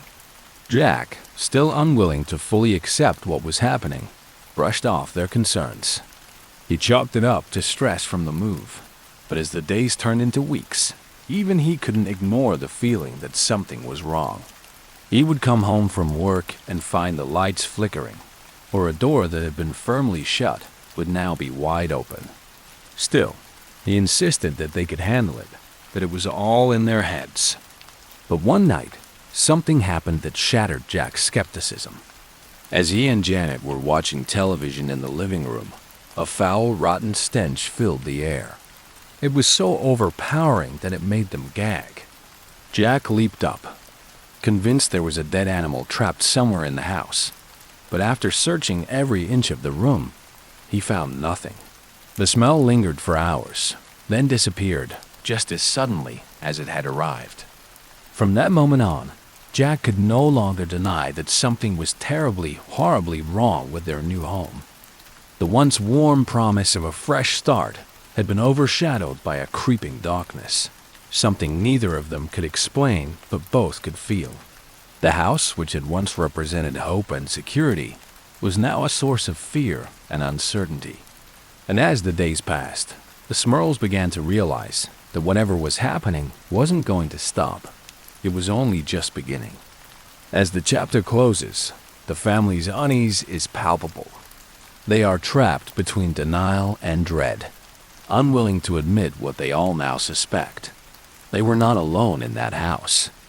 Something unseen and malevolent had taken root, and it was growing stronger with each passing day. This would be the beginning of their long, harrowing battle against an evil they could neither see nor understand. As the weeks turned into months, the small family's sense of unease morphed into outright fear. What had begun as strange sounds and fleeting shadows became impossible to ignore. The malevolent presence in their home was growing stronger, and with it, the intensity of the disturbances. The first sign that things had taken a darker turn came one afternoon when Janet was alone in the house. She had just put Heather down for a nap and was folding laundry in the bedroom when the sound of heavy footsteps echoed down the hallway. Her heart quickened. Jack wasn't due home from work for hours, and the children were asleep. She tried to stay calm, convincing herself that it was just her mind playing tricks on her. But the sound persisted, growing louder and more deliberate, as though someone or something was pacing just outside her door. With shaky hands, Janet crept to the hallway, half expecting to see one of the girls out of bed. But the hallway was empty, and the air was thick with that now familiar chill. She stood there, frozen, as the footsteps seemed to move through the house. They thudded across the ceiling, down the stairs, and into the kitchen. Janet's breath caught in her throat. There was no explanation for it. It felt as though an invisible intruder was making its way through their home, indifferent to her presence, but undeniably there. When Jack came home later that evening, Janet recounted the events, her voice trembling with fear. But Jack, still clinging to the hope that all of this had a rational explanation, downplayed her concerns. "Old houses make noise," he said, though he knew in his heart that this was no ordinary creak or groan of aging wood. That night, the family was jolted awake by a series of violent bangs. It sounded like someone was slamming doors all throughout the house. Jack leaped out of bed, rushing down the hallway to check on the girls. They were huddled together in Dawn's room, their eyes wide with terror. Dawn insisted that she had seen a dark figure standing at the foot of her bed just moments before the noises began. This time, Jack didn't have an answer. He checked the windows and doors, ensuring they were all locked, but nothing was out of place. The banging had stopped, leaving an oppressive silence in its wake. Janet stood in the hallway, clutching her robe tightly around her, feeling utterly helpless. Whatever was in their home was no longer content with being subtle. It was making its presence known. As the days passed, the activity in the house grew more physical. Objects began to move on their own. It started small. Janet would find the kitchen chairs out of place or the TV remote on the opposite side of the room. But soon, larger items were being tossed around as though by an invisible force. One afternoon, as Janet was preparing dinner, a heavy cabinet door swung open and slammed shut with such force that it cracked the wood. The noise startled her so badly that she dropped the knife she was holding, cutting her hand in the process. Blood dripped onto the countertop as she stood there, frozen in shock. The children, too, were affected. Dawn and Heather would often wake up in the middle of the night, screaming, insisting they had seen people in their rooms. Dawn spoke of a shadowy figure that seemed to follow her around the house, always just out of sight, but unmistakably there. Heather, barely old enough to understand, became withdrawn, refusing to sleep in her room unless someone was with her. Even during the day, the girls were on edge, jumping at the slightest sound or movement. Jack tried to maintain a sense of control, but the strain was beginning to show. He started staying at work later, desperate to avoid the suffocating atmosphere of their home. But even at the office, he couldn't escape the feeling that something dark had latched onto his family. His co-workers noticed the change in him. His once easygoing demeanor had been replaced by exhaustion and irritability. It wasn't just the physical disturbances that weighed on them. The emotional toll of living in constant fear was taking its toll. Jack and Janet, who had once been a loving and supportive couple, now found themselves snapping at each other over the smallest things. Tension hung thick in the air, not just from the entity that haunted them, but from the cracks it was creating in their marriage. One night, as Jack sat in the living room trying to distract himself with the evening news, the smell returned, the same foul, rotting stench that had overwhelmed them before. It seeped into the room so suddenly and so intensely that he gagged. He rushed to open a window, but the smell clung to him, making the room feel even more suffocating. Janet, who had been upstairs putting the girls to bed, came downstairs with a look of horror on her face. "It's in their room, Jack," she whispered, her voice shaking. "I can feel it." It's watching them. Jack didn't want to believe it, but the fear in her eyes was undeniable. In the days that followed, things only got worse. One evening, as they sat down for dinner, a deep growling sound filled the air, seeming to come from the walls themselves. Jack and Janet froze, the girls crying in terror as the sound grew louder, more menacing. It felt as though the house itself was alive, a malevolent force surrounding them, closing in. For the first time, Jack found himself admitting the unthinkable. There was something in their house, something beyond their understanding. The fear that had been gnawing at him for months was now fully realized. They were not imagining things, and this wasn't some harmless poltergeist. This was something darker, more dangerous. Despite his reluctance, Jack agreed to seek outside help. The tension in their home had become unbearable, and the safety of their children was now at stake. Janet had been begging him for weeks to call anyone who could help. She had heard of people who specialized in these kinds of situations, people who had experience dealing with the supernatural. Though Jack still felt a flicker of doubt, he knew they could no longer handle this alone. The day after the growling incident, Jack reached out to a local priest. He was skeptical at first, but willing to listen to their story. The priest agreed to visit their home, offering to perform a blessing in the hopes of dispelling whatever evil was lurking there. But when he arrived, the house seemed to fight back. The air grew thick and heavy, and the temperature dropped noticeably. The priest, visibly shaken, said prayers and sprinkled holy water throughout the rooms, but it did little to calm the atmosphere. That night, the disturbances grew even worse. As the family huddled together in the living room, the lights flickered wildly, plunging them into darkness. A loud crash came from the kitchen, as though all the dishes had been hurled to the floor. Jack ran to investigate, but found nothing out of place. The house was playing with them, tormenting them in ways that defied logic and reason. Janet could no longer hide the deep sense of dread she felt every waking moment. She had always believed in the goodness of the world, but now, faced with the unrelenting terror in their own home, she was starting to lose hope. The entity seemed to feed on their fear, growing stronger with every passing day. It wasn't just a haunting. It was a slow, deliberate attack on their sanity, their faith, and their family. By the end of the chapter, the Smurls are on the verge of breaking. Jack's skepticism has been shattered, and Janet's resolve is weakening. The paranormal disturbances are no longer random. They are targeted, deliberate, and malicious. The family is trapped in a nightmare they can't escape, and as they stand on the precipice of despair, they know one thing for certain.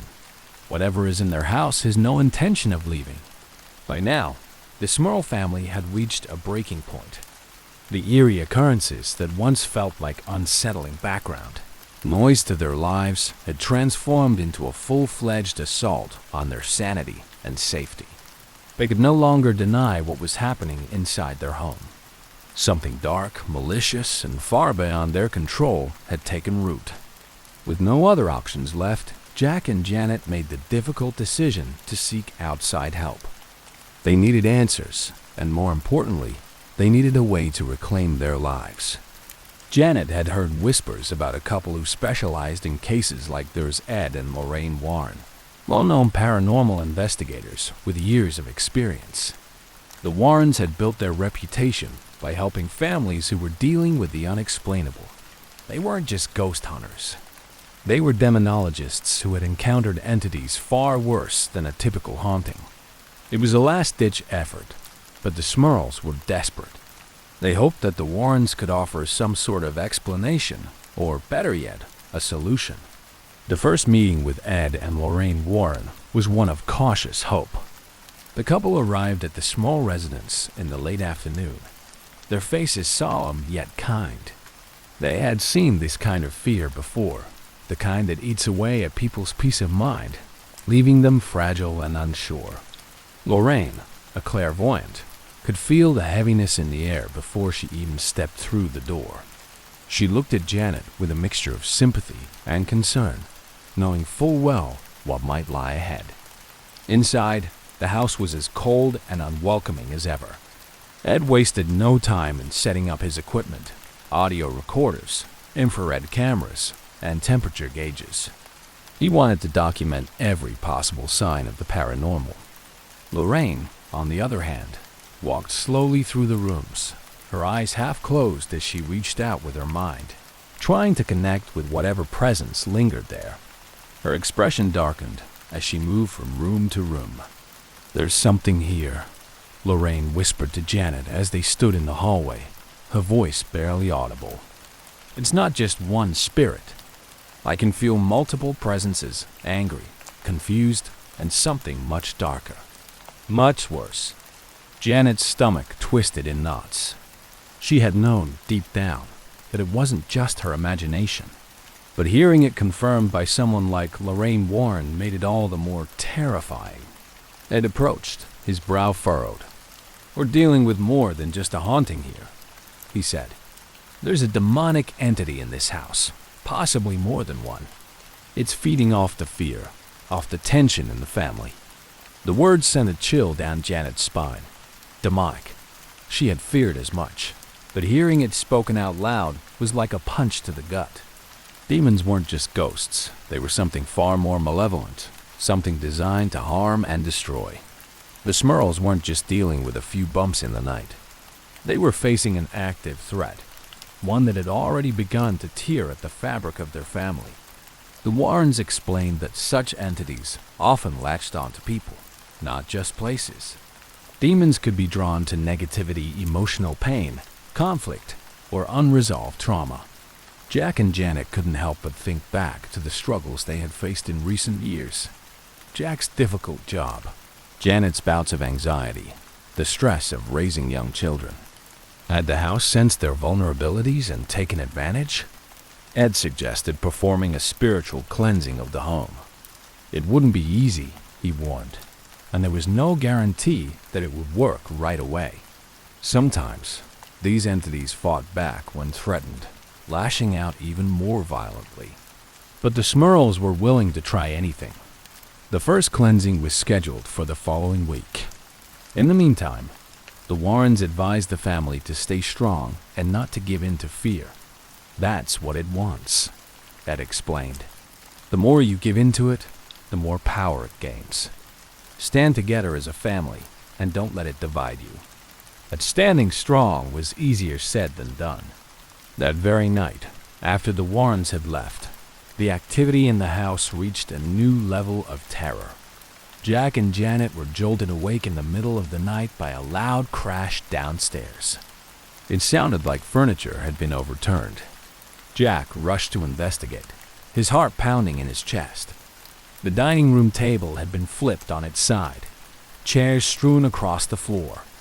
Yet there was no sign of anyone, no intruder, no open windows, nothing that could explain the mess. As Jack stood there in disbelief, a deep guttural growl echoed through the room. It was low and menacing, vibrating through the walls like an animal stalking its prey. Jack felt a surge of panic, his breath catching in his throat.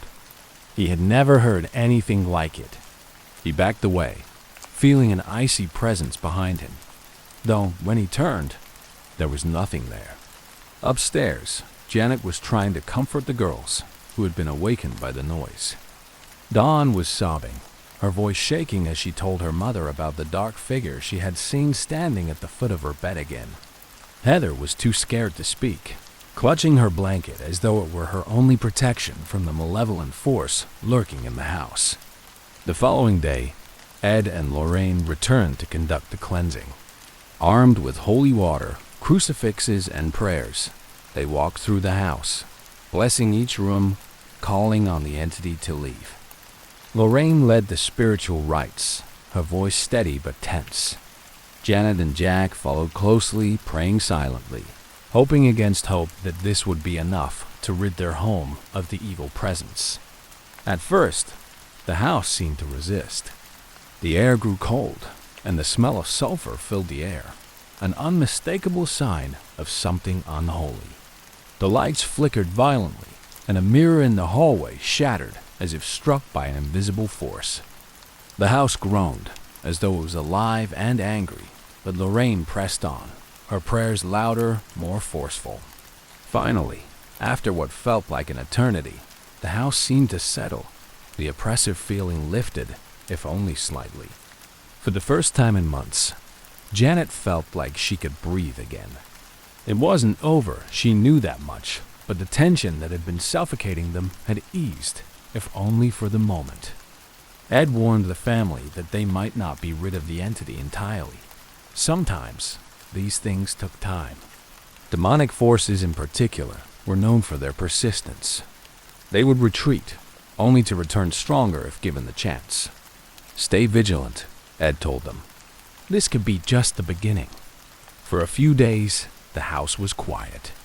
Jack and Janet allowed themselves to feel a small flicker of hope. Maybe the worst was behind them. Maybe the blessing had worked. But just as they began to relax, the activity returned this time with a vengeance. It started with the shadows. Janet noticed them first dark, shifting forms that moved just out of the corner of her eye. No matter where she was in the house, she felt like something was watching her, lurking just beyond her vision. Then came the whispers. They were faint at first, like a distant conversation, but soon they grew louder, more distinct, until they sounded like voices speaking right next to her. But no matter where she looked, there was no one there. The final straw came one night when Jack was lying in bed, trying to sleep. He felt a pressure on his chest, as though something heavy was sitting on top of him, pinning him down. He tried to move, but his body was frozen, paralyzed by an unseen force. A cold, suffocating presence filled the room, and Jack's heart raced as he struggled to breathe.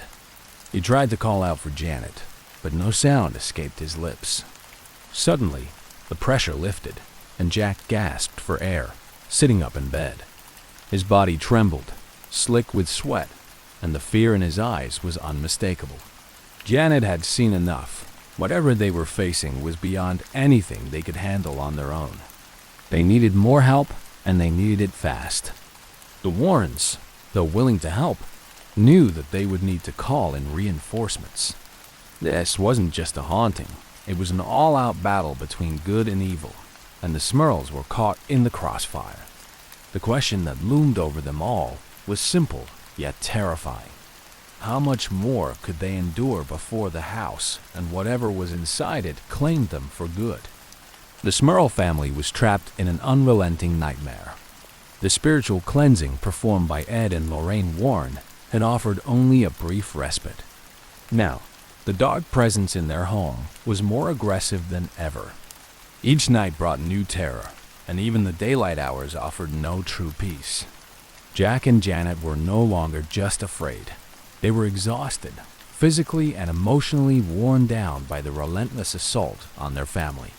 As the days passed, they found themselves locked in a fight for their survival, both against the entity and against the growing strain on their own relationship. After Jack's terrifying encounter with the unseen force in their bedroom, the family knew they could no longer remain passive. They couldn't wait and hope that the activity would subside on its own. It was clear that the entity had no intention of leaving them in peace. Jack, who had once been the skeptic, was now the most determined to take action. He could no longer stand to see his wife and children suffer. He was determined to protect them, no matter the cost. The first step was reaching out to the church again. The priest who had blessed the house previously had been reluctant to acknowledge the possibility of something demonic. But after hearing about the escalation of the events, he agreed to return. This time, he brought with him another priest who specialized in exorcisms. The word alone sent a chill through Janet. The idea that their situation had grown dire enough to require such measures was horrifying. The two priests arrived one afternoon, armed with holy water, crucifixes, and Bibles. They walked through the house with solemn expressions, reciting prayers and sprinkling holy water in every room. Jack and Janet followed behind them, clutching their children close. Lorraine Warren had warned them that an exorcism was not a simple fix. It wasn't like in the movies. There were no dramatic confrontations with the demon where everything would be resolved in a single moment. It was a long, grueling process, and sometimes it didn't work the way people hoped. As the priest moved from room to room, the atmosphere in the house seemed to grow heavier. The temperature dropped, and a sense of unease settled over everyone. The entity was not pleased by their efforts. It was resisting. Janet could feel its presence more acutely than ever. It was as though the very walls were watching her, waiting for the right moment to strike. In the middle of the blessing, a loud crash echoed from upstairs. Everyone froze. It sounded as though something heavy had fallen, yet there had been no one upstairs. Jack and one of the priests rushed to investigate, only to find that the bedroom mirror had shattered, glass scattered across the floor. The air in the room was thick with the unmistakable stench of sulfur, a sign that the entity was growing more malevolent. Jack felt a wave of nausea wash over him as he stared at the broken glass. It was a reminder that they were dealing with something far more dangerous than a simple haunting. The priests finished the blessing, but their faces betrayed the doubt they felt. The entity had not been driven out, it had only been angered. Janet's hope, which had already been dwindling, now felt crushed beneath the weight of despair. She could see the exhaustion in Jack's eyes. The toll this battle was taking on him. He was doing everything he could to protect their family, but the strain was becoming too much for him to bear. As the days passed, the entity's attacks became more personal. It wasn't just about fear anymore, it was about control. Jack, in particular, seemed to be targeted. He would hear voices whispering in his ear when no one else was around, telling him that he was powerless, that he couldn't protect his family. Objects would move in his presence, as if taunting him, reminding him that he was up against something far beyond his understanding. He began to lose sleep, plagued by nightmares and a constant sense of dread. Janet watched helplessly as the man she loved slowly unraveled under the pressure. The children were not spared either. Dawn, who had always been the most vocal about seeing shadowy figures in her room, now refused to sleep alone. She was terrified that the entity would come for her, and nothing Jack or Janet said could ease her fear. Heather, who had once been a carefree toddler, was now withdrawn, clinging to her mother's side at all times. The once happy family dynamic had been shattered, replaced by a constant undercurrent of tension and anxiety. One evening, as they sat in the living room trying to distract themselves with a movie, the lights suddenly flickered and went out. The room was plunged into darkness, and the air grew icy cold. Jack jumped up, grabbing a flashlight, but before he could turn it on, a low growling sound filled the room. It was the same sound they had heard before, deep, guttural, and undeniably evil. Janet's heart raced as she clutched Heather to her chest. She could feel the presence in the room, circling them as if toying with them. The growling grew louder, more menacing, and then, just as suddenly as it had started, it stopped. The lights flickered back on, and the room was silent once more. But the sense of dread remained, hanging over them like a dark cloud. Jack was at his breaking point. He had always been the rational one, the man who could fix things with his hands or his mind. But this was something he couldn't control. It was eating away at him, and he knew that if they didn't find a solution soon, it would destroy them. He had to do something, anything, to regain control of his life and his home. That night, as Jack lay awake in bed, unable to sleep, he made a decision. He would fight back. He wouldn't let this entity take everything from him. He began researching ways to defend against demonic forces, reading everything he could find about spiritual protection, exorcisms, and prayer. He reached out to anyone who might be able to help, from religious figures to paranormal experts. He refused to give up, even as the entity continued to wear him down. One of the experts Jack contacted suggested the entity might be using the negative energy in the house to grow stronger. The family's fear, anger, and despair were fueling it, giving it more power. If they wanted to weaken it, they would need to change their approach. Instead of focusing on the fear, they needed to focus on positivity, on love, faith, and unity. It sounded almost impossible, given the circumstances. But Jack and Janet were willing to try anything. They began to make small changes in their daily lives, trying to reclaim their home in any way they could. They prayed together as a family, ate meals together, and spent time doing activities that brought them joy. It wasn't easy. Every creak of the floorboards, every shadow in the corner of their eyes, reminded them of the darkness that still lurked in their home. But they were determined not to let it win. Slowly, the atmosphere in the house began to shift. The oppressive feeling of dread that had hung over them for so long began to lift, if only slightly. The entity was still there, still watching, but its power seemed to be weakening. The growling stopped, the violent outbursts became less frequent, and the shadows that had once plagued Dawn's room seemed to retreat. But the fight wasn't over. Jack and Janet knew that they were still vulnerable, and that the entity could strike again at any moment. They had to stay vigilant, to remain strong in the face of the unknown. Their love for each other, their faith, and their determination to protect their children would be their greatest weapons in the battle ahead. By the end of the chapter, the Smurls had begun to reclaim their lives, but the threat of the entity still loomed large. They had learned that the key to survival wasn't just in fighting the darkness. It was in refusing to let it consume them. The Smurl family's ordeal had stretched far beyond what they could have imagined. What began as strange noises and unsettling encounters had spiraled into a nightmare that dominated every part of their lives. They had survived for months, enduring the torment of the dark entity that inhabited their home. Through the help of experts like Ed and Lorraine Warren, priests, and their own resilience, they had managed to hold on. But they knew that the haunting had not ended.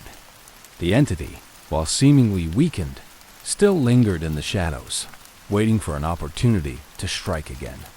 And it was during one of the darkest nights that the final confrontation unfolded. It had been a few weeks since the last major incident, and the family had started to feel a cautious sense of relief. Jack had continued his efforts to keep the negative energy at bay, focusing on family unity and positive reinforcement. Janet, too, had thrown herself into taking care of the girls, finding comfort in the small moments of normalcy they could still cling to. But the entity had merely been lying in wait, its attacks growing less frequent but more intense. That night, the house was eerily quiet, the kind of silence that felt heavy, almost tangible, as though the house itself was holding its breath. Janet was upstairs, tucking the girls into bed, while Jack sat downstairs in the living room, flipping through channels on the TV, but not really watching. He was exhausted, physically and mentally, but his mind refused to shut down. There was always that lingering anxiety, that feeling that something could go wrong at any moment. As Janet kissed Dawn and Heather goodnight, she felt a chill sweep through the room.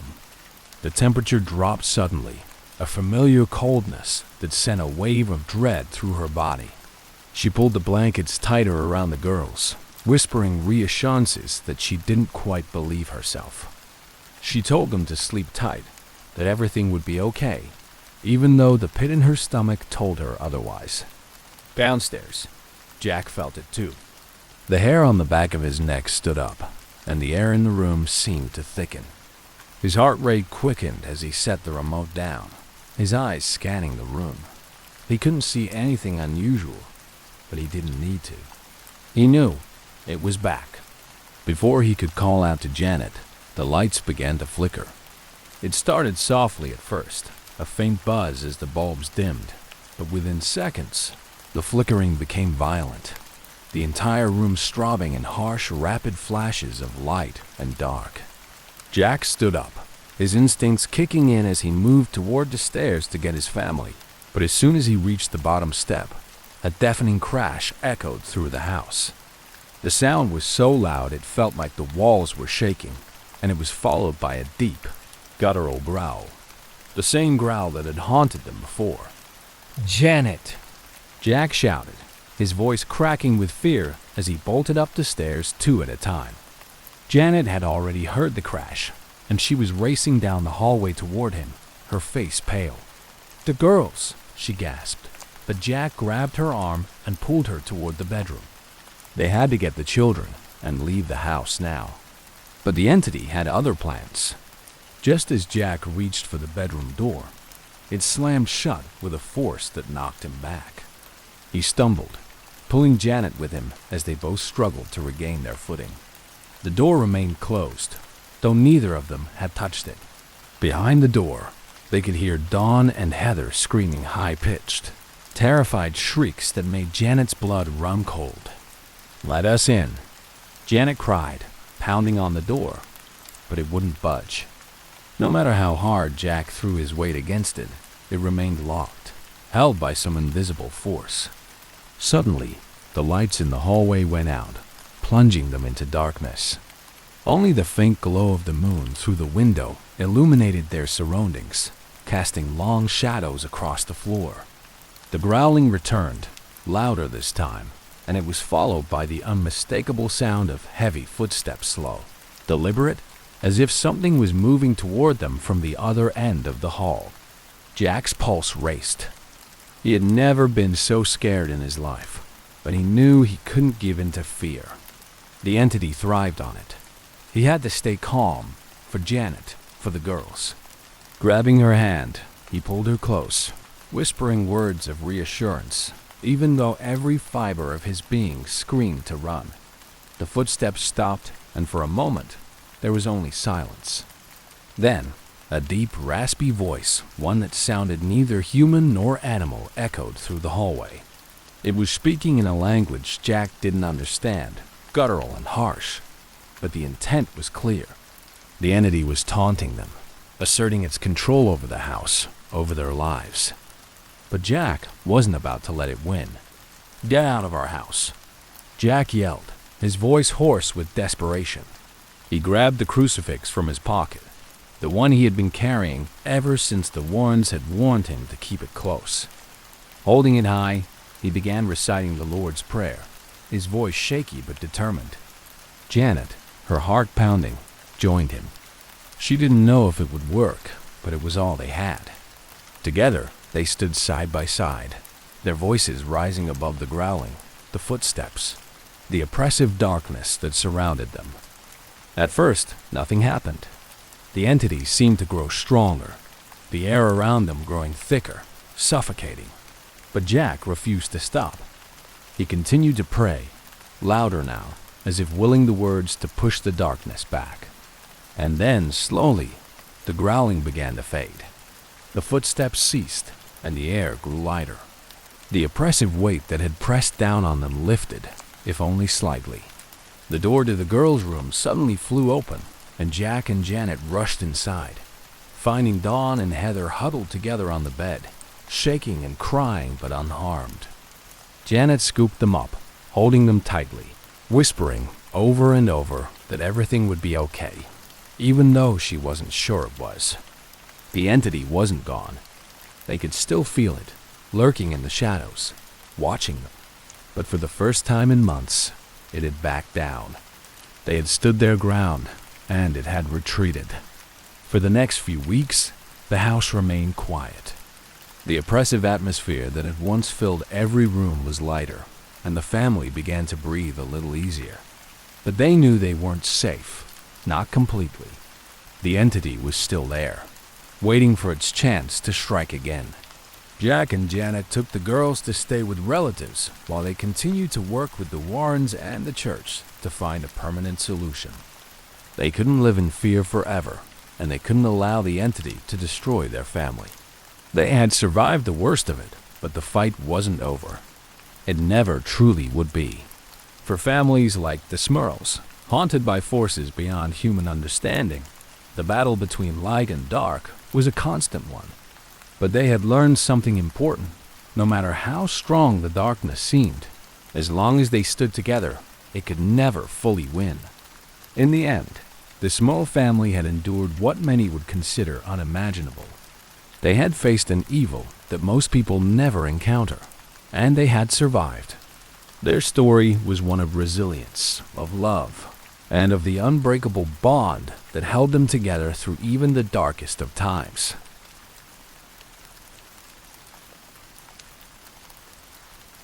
In the late 1930s, as the world teetered on the brink of war, the quiet English countryside in Suffolk held secrets long buried beneath the earth. The land, rolling in green, had a gentle way of keeping its past concealed.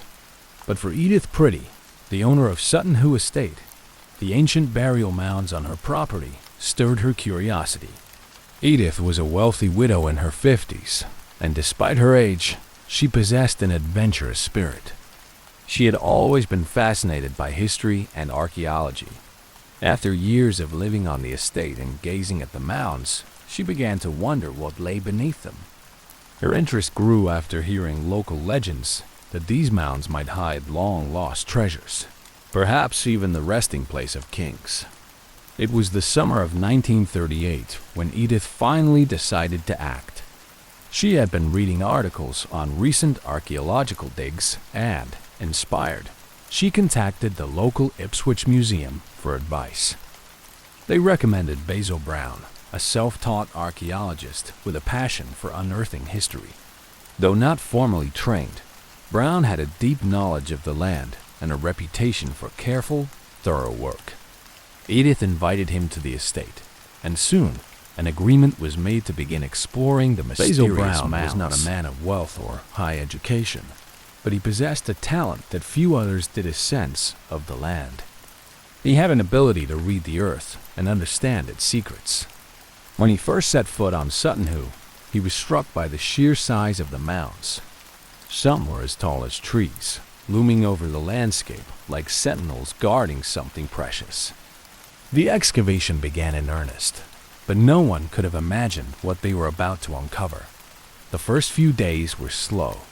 Basil and his small team of laborers worked carefully, mindful not to damage anything. They had no idea what lay beneath, whether it would be an empty mound or something extraordinary. At first, the dig revealed little more than small fragments of iron and decayed wood, signs that the mound had been disturbed before. Yet Basil remained optimistic. He knew that patience was key. As the team continued to remove layers of earth, something remarkable began to take shape, the outline of a ship. Brown could hardly believe his eyes. The sandy soil had preserved an impression of a ship, large enough to befit royalty. The wood had long since decayed, leaving only a ghostly imprint, but the form of the ship was unmistakable. It stretched nearly 90 feet long, a size that suggested this was no ordinary burial. This was something far grander. Word of the discovery spread quickly. Edith Pretty herself came to the site daily, watching with excitement as the ancient vessel emerged from the soil. She had hoped for something significant, but the magnitude of what was being uncovered exceeded her wildest dreams. The ship's structure, though fragile and partially destroyed by time, was evidence of a culture that had mastery over the sea. But it wasn't just the size of the ship that astonished the team. As they dug deeper, they realized that the vessel had been used as a burial ship, likely for someone of great importance. The thought lingered. Could this be the resting place of a long-forgotten king? Excitement turned to trepidation as the team carefully uncovered more of the ship. The scale of the task ahead became clearer. This was not a simple dig. It was a mission to recover a piece of history so old that its very existence had been forgotten. Every move had to be precise, every piece of earth removed with care. Basil Brown knew the significance of what they had found, but he also understood the risks. An excavation of this scale had never been attempted before in England, at least not with such a delicate site. The ship was a marvel, but it was fragile. Any mistake could destroy what little remained. As more of the ship was revealed, it became clear that this was not an isolated find. The ship was part of a much larger burial complex, perhaps one used by an elite group of people warriors, leaders, and rulers. The ship had been placed in the earth with great care, loaded with treasures meant to accompany its occupant into the afterlife. By the end of the summer, the excavation had gained attention beyond Suffolk. Archaeologists from across Britain began to take notice. The press, too, caught wind of the discovery. Headlines soon spoke of Britain's greatest find, and speculation ran wild about the identity of the person buried within the ship. Some believed it could be a legendary king or warrior, a figure whose story had been lost to time. Despite the growing attention, Edith Pretty remained modest about her role in the discovery. She had simply acted on a hunch, following her curiosity.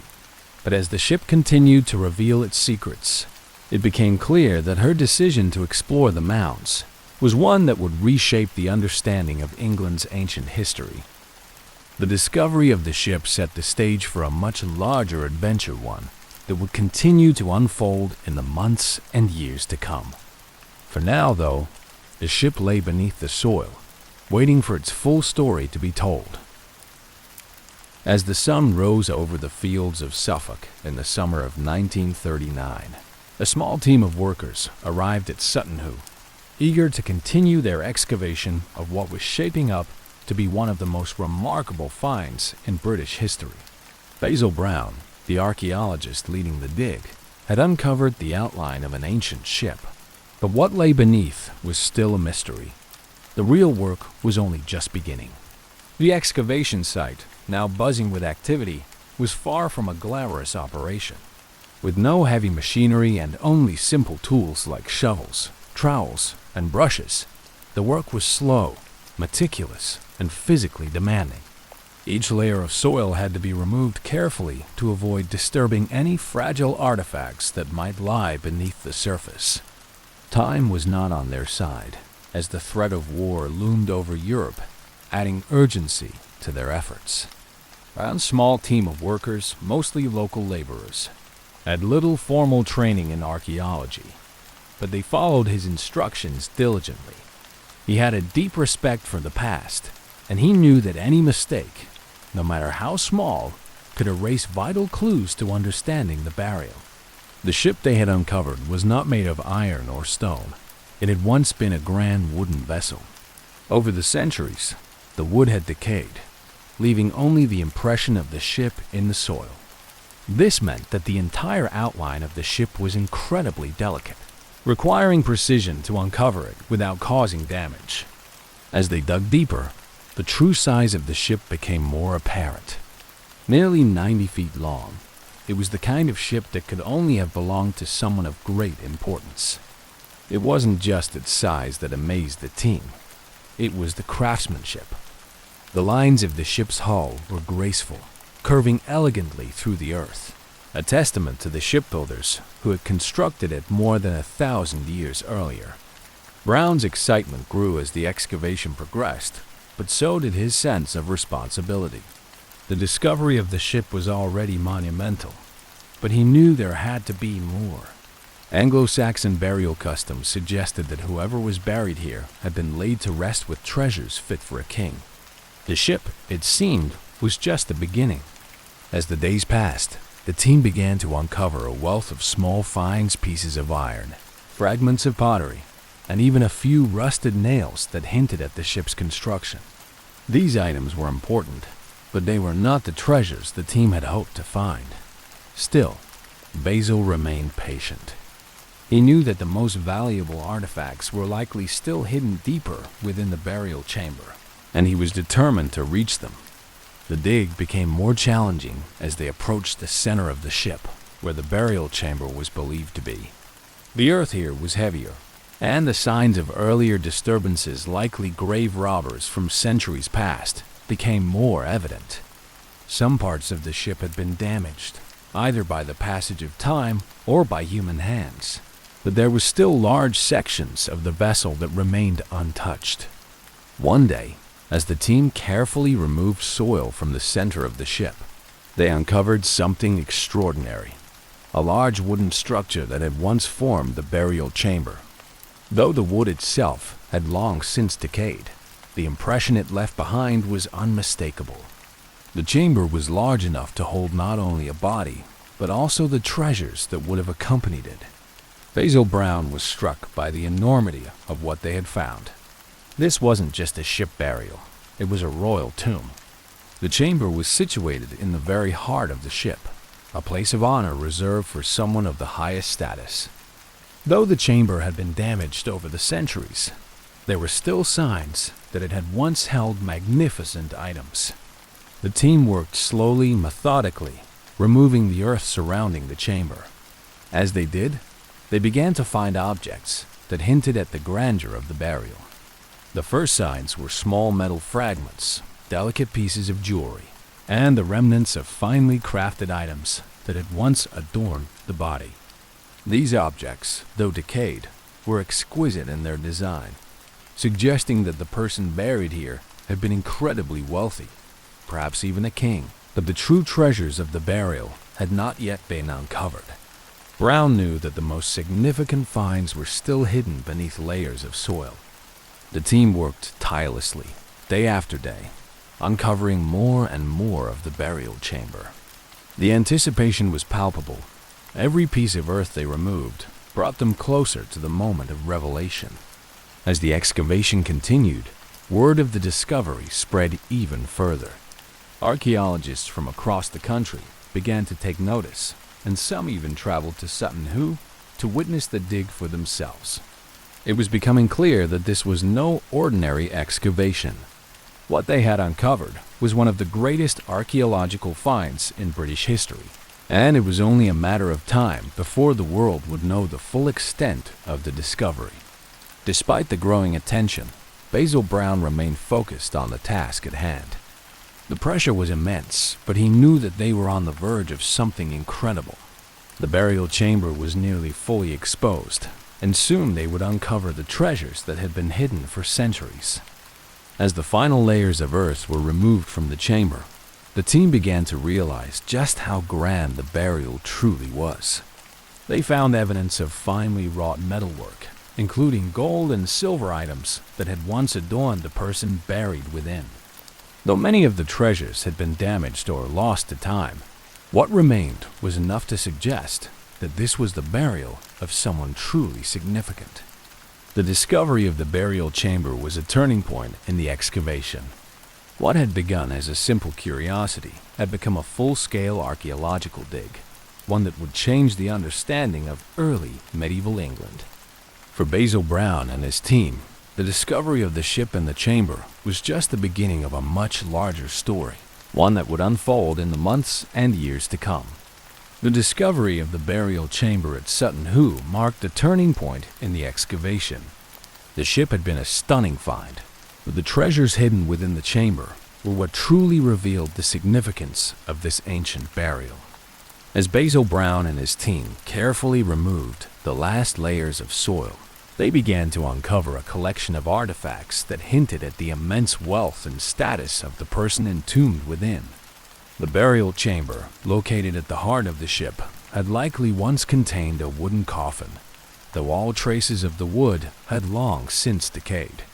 What remained, however, was a dazzling array of items that had been placed alongside the body items that spoke of a life of power, influence, and high social standing. This was no ordinary grave. This was the final resting place of someone of immense importance, perhaps even a king. One of the first objects to emerge from the soil was a magnificent helmet. Though damaged by time and the elements, it was clear that this was no simple piece of armor. The helmet was adorned with intricate designs, including representations of fierce animals and warriors, all crafted in exquisite detail. It had once been worn by a figure of great significance, someone who likely commanded both respect and fear. The helmet, with its mask-like faceplate and iron cheek pieces, gave the impression of a powerful warrior king. Its craftsmanship suggested that the person buried here had connections to distant lands, perhaps Scandinavia, where similar helmets had been found. As the team continued to excavate, they uncovered more treasures. A finely wrought sword was found next, its hilt inlaid with gold and garnets. The sword was a symbol of power, not just a weapon, but a representation of the authority of the one who had wielded it. Alongside the sword were other items associated with warfare, including a large shield and a collection of spears. These were the tools of a leader, someone who had commanded armies and fought in battles. The items painted a picture of a man who had been both a ruler and a warrior, a figure whose life had been shaped by conflict and conquest. Yet the burial chamber also contained objects of great beauty, items that suggested the person buried here had enjoyed a life of luxury and refinement. Gold buckles, intricately crafted jewelry, and a collection of silverware were found, each piece more ornate than the last. Some of the items had been imported from far-off lands, including silver bowls and spoons from the Byzantine Empire, evidence of trade and cultural connections that spanned continents. These items showed that the person buried here had lived in a time when England was not an isolated island, but part of a wider world, a world connected by trade routes and diplomacy. Perhaps the most striking find was a large, elaborately decorated belt buckle made of solid gold. Weighing over a pound, the buckle was a masterpiece of craftsmanship, featuring interwoven patterns that symbolized strength and unity. Its size and weight suggested that it had been worn by someone of great stature, both physically and socially. The buckle, along with the other treasures, spoke of immense wealth, the kind of wealth that only the most powerful in society could accumulate. As the team cataloged the items found in the burial chamber, it became increasingly clear that this was not just a burial, it was a statement. The person buried here had wanted to be remembered, to leave a lasting legacy. The ship, the treasures, and the sheer scale of the burial all suggested that this had been a leader of extraordinary influence, someone who had shaped the course of history in their time. But who was this person? That question lingered over the excavation like a shadow. No body had been found in the burial chamber. Centuries of decay had left little more than traces of organic matter where the body once lay. Still, archaeologists were able to piece together clues from the artifacts and the burial itself. The size of the ship and the opulence of the treasures suggested that this was the grave of an Anglo-Saxon king, perhaps even Redwald, the ruler of East Anglia in the early 7th century. Redwald was a powerful figure in Anglo-Saxon England. According to historical records, he had been a strong leader who wielded significant influence over other kings in the region. He had converted to Christianity, but also maintained traditional pagan beliefs, a fact reflected in the mix of Christian and pagan symbols found in the burial chamber. If this was indeed the grave of Redwald, it would confirm his status as one of the most important figures of the Anglo-Saxon period. The burial also revealed much about the society in which this leader had lived. The treasures found in the chamber were not just symbols of personal wealth. They were representations of the interconnectedness of early medieval Europe. The silver from Byzantium, the garnets from India, and the craftsmanship influenced by Scandinavian designs all pointed to a world in which goods, ideas, and cultures flowed across borders. But while the items found in the burial chamber were awe-inspiring, they also raised questions. What had caused this king to be buried in such a grand manner? Had his death been the result of natural causes, or had he fallen in battle? Had this burial been a display of his people's devotion, or was it meant to send a message to those who came after him? The ship, laden with treasures, seemed to speak of a desire to carry these symbols of power into the afterlife, a belief that even in death, this leader would continue to hold sway over the world. As the excavation came to an end, the team knew they had uncovered something truly extraordinary.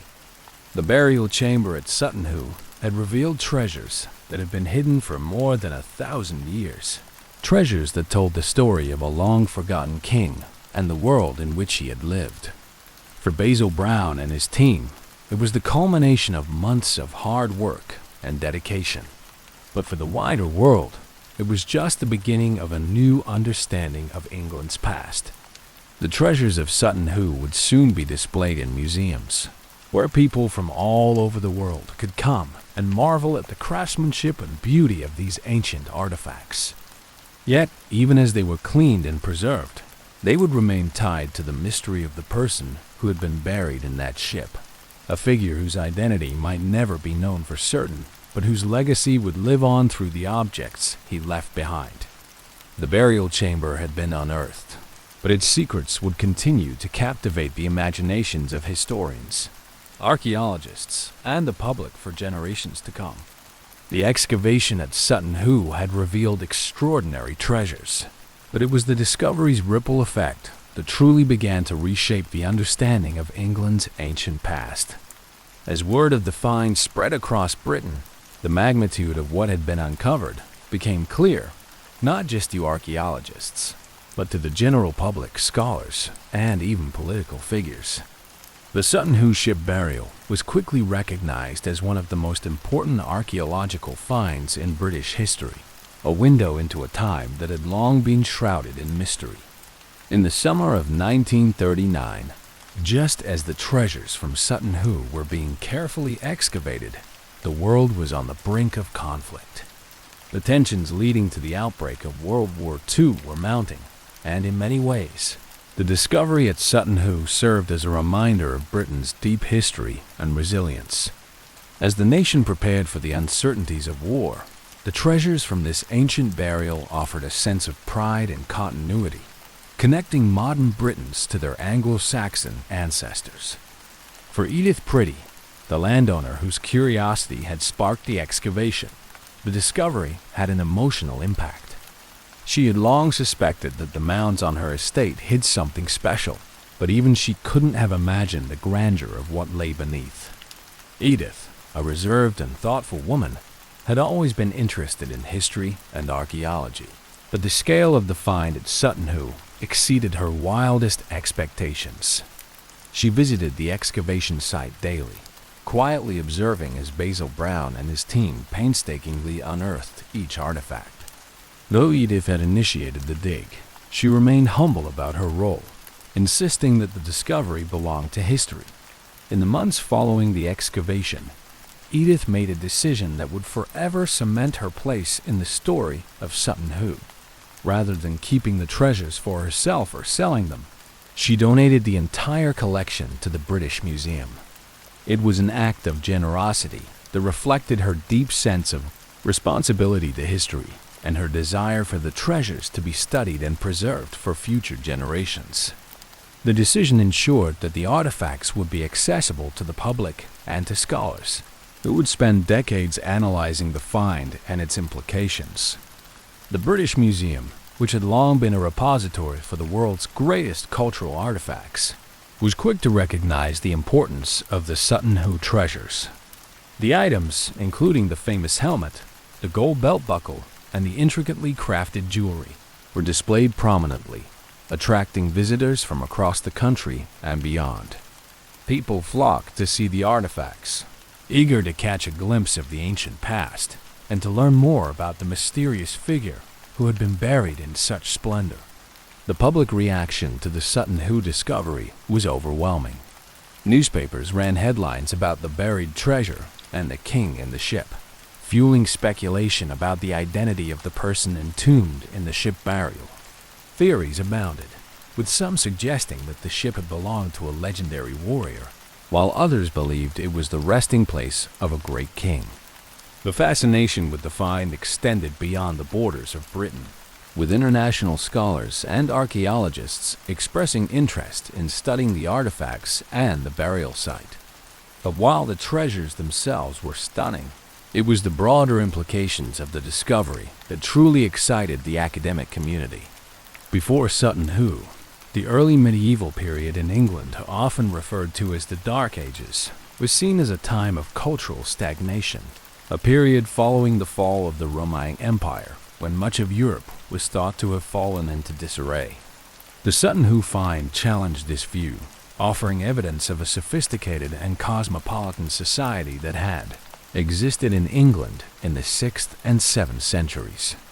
The discovery of objects from distant lands, including silverware from Byzantium and garnets from as far away as India, demonstrated that the Anglo-Saxon elite were part of a vast network of trade and cultural exchange.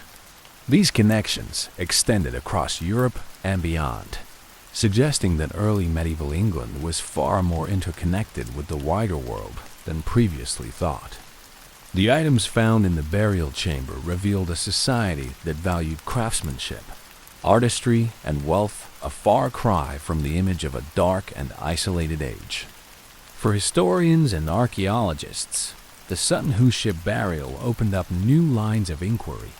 Who was the person buried in the ship, and what did his burial tell us about the society he lived in?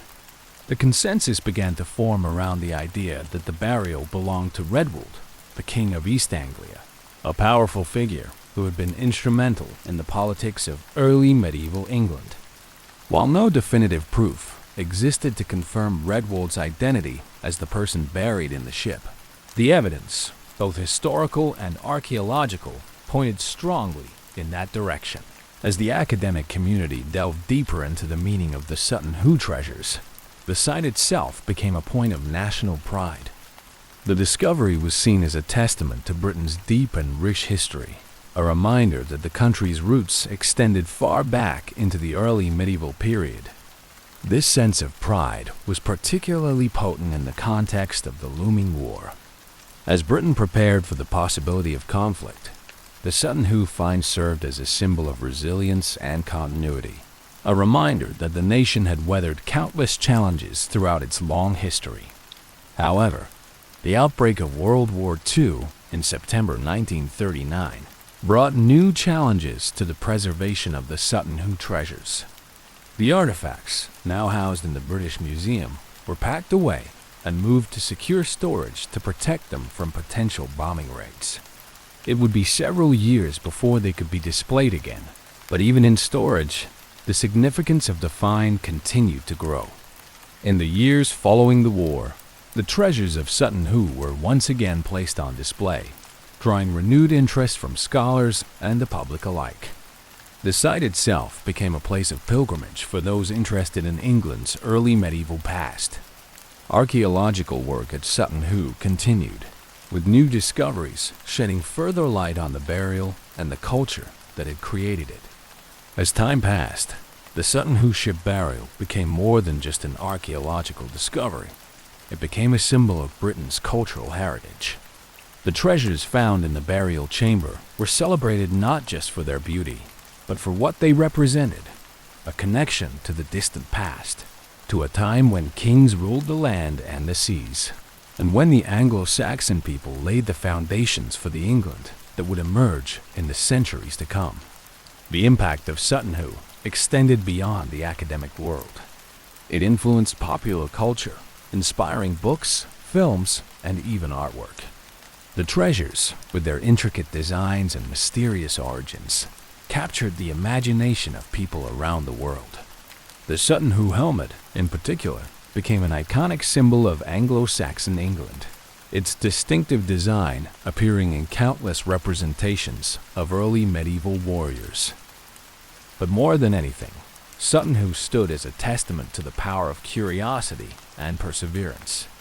What had begun as a simple desire to explore a set of burial mounds on a quiet Suffolk estate had led to one of the greatest archaeological discoveries in history. The impact of that discovery would be felt for generations, reminding the world of the enduring legacy of the Anglo-Saxon people and the mysteries that still lay buried beneath the earth. The Sutton Hoo discovery forever altered the understanding of early medieval England. Long after the final artifact had been unearthed and the excavation had concluded, the mysteries of the ship burial continued to captivate historians, archaeologists, and the general public. The artifacts, now safely housed in the British Museum, were more than just relics. They were keys to unlocking a forgotten past, one that had been shrouded in mystery for centuries. As scholars continued to study the treasures, new insights into the life and times of the Anglo-Saxons emerged. The burial itself became a symbol of the sophisticated society that had existed in England during the early 7th century, a society far more complex and interconnected than previously believed. Sutton Hoo had given the world a glimpse into the life of a ruler who had commanded immense respect and wielded significant power, whether it was Redwold, as many believed, or another figure of equal prominence. Despite all that had been uncovered, questions still lingered.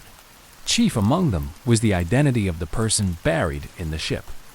While the evidence pointed strongly to Redwold, the lack of definitive proof left room for debate.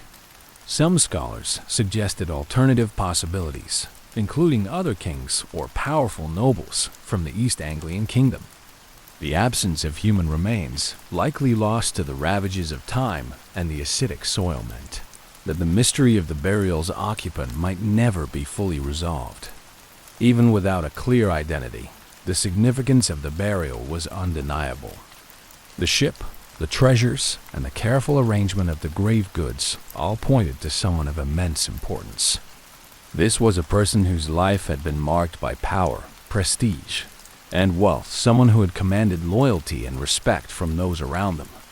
The grandeur of the burial reflected the importance placed on status and honor in Anglo-Saxon society, where kings and nobles were celebrated both in life and in death. The mystery extended beyond the identity of the buried figure. The purpose of the ship burial itself raised questions. Why had such an elaborate ceremony been conducted, and what did it symbolize? Ship burials were rare in England, and the practice was more commonly associated with Scandinavian cultures. Some historians believe that the Sutton Hoo burial was a reflection of the complex cultural influences at play in early medieval England. The Anglo-Saxons, who had come to Britain as invaders, had absorbed elements of both Roman and Scandinavian traditions, creating a unique blend of customs and beliefs. The ship burial, with its mixture of Christian and pagan symbols, suggested that the person buried at Sutton Hoo had navigated a world in which old and new beliefs coexisted. Redwold, if he was indeed the person buried there, had been known for his dual faith embracing Christianity while still honoring traditional pagan practices. The burial reflected this tension, with the treasures revealing a world in which religious beliefs were evolving, but not yet settled. The items found in the burial chamber also offered clues about the broader world in which this person had lived. The silverware from Byzantium, the garnets from India, and the craftsmanship influenced by Scandinavian and Frankish designs all pointed to a world connected by trade and diplomacy. The Sutton Hoo burial was not just a testament to one person's power. It was a reflection of a global network of exchange, where goods and ideas flowed across borders. As the years passed, Sutton Hoo became a touchstone for those studying the early medieval period. Archaeologists continued to explore the site, conducting further excavations and uncovering additional evidence of the Anglo-Saxon people who had once inhabited the area.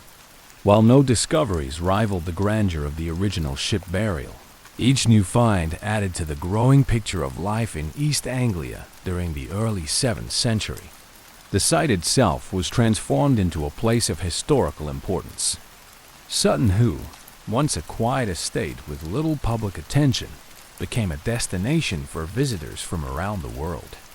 People came to walk among the burial mounds, to imagine the grand ship that had once rested beneath the earth, and to learn about the Anglo-Saxon kings who had shaped England's early history.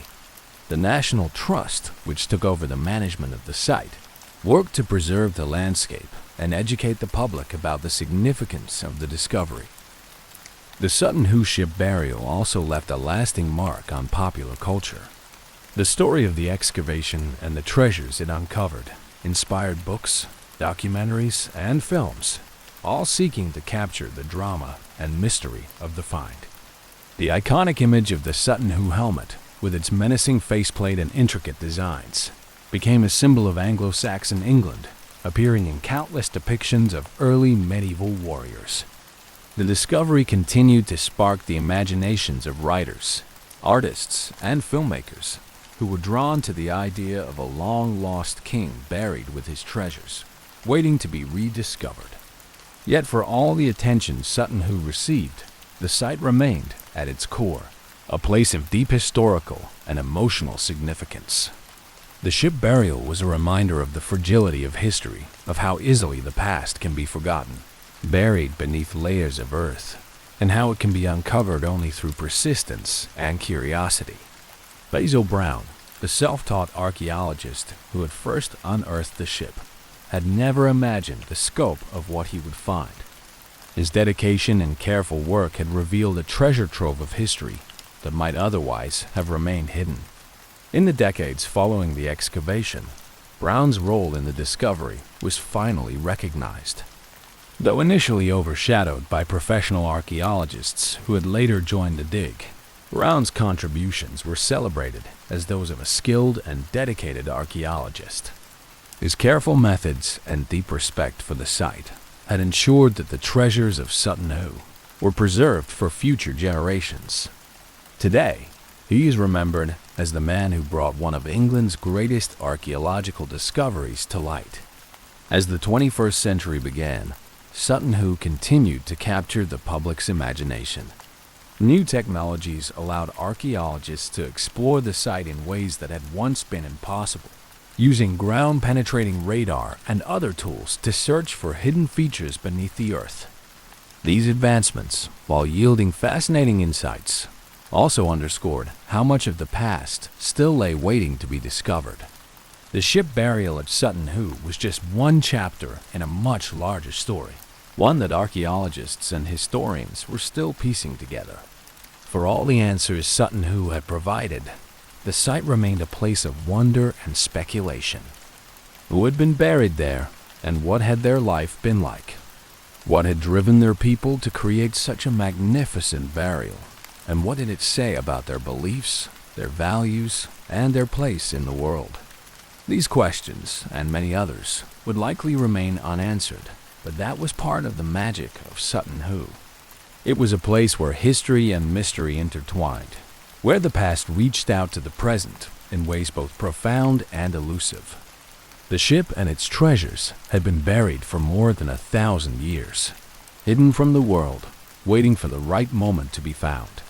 And now, as the story of Sutton Hoo continued to unfold, it was clear that the discovery had not only changed the way people understood the past, it had become part of the fabric of Britain's national identity, a reminder of the deep roots that connected the present to the distant, mysterious past.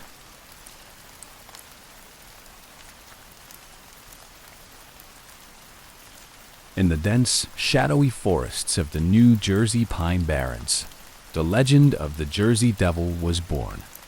The year was 1735, and whispers of dark occurrences spread through the tight-knit, superstitious communities that called this untamed wilderness home.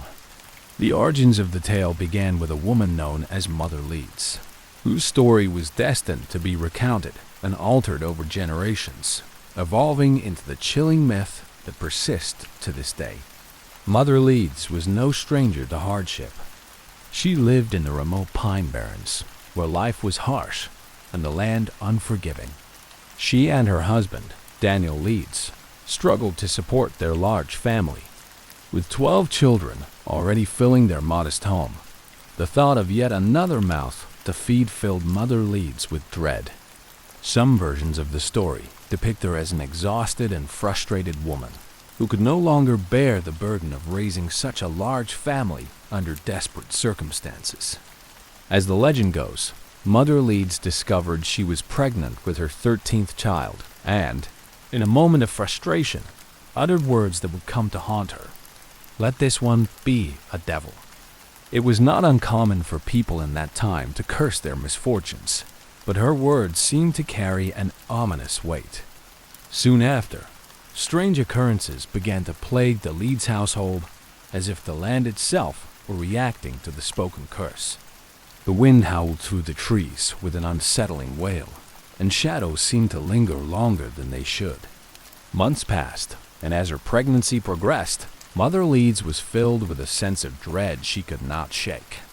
On a stormy night, she went into labor, with the roar of thunder echoing through the forests and the wind rattling the walls of the modest cabin.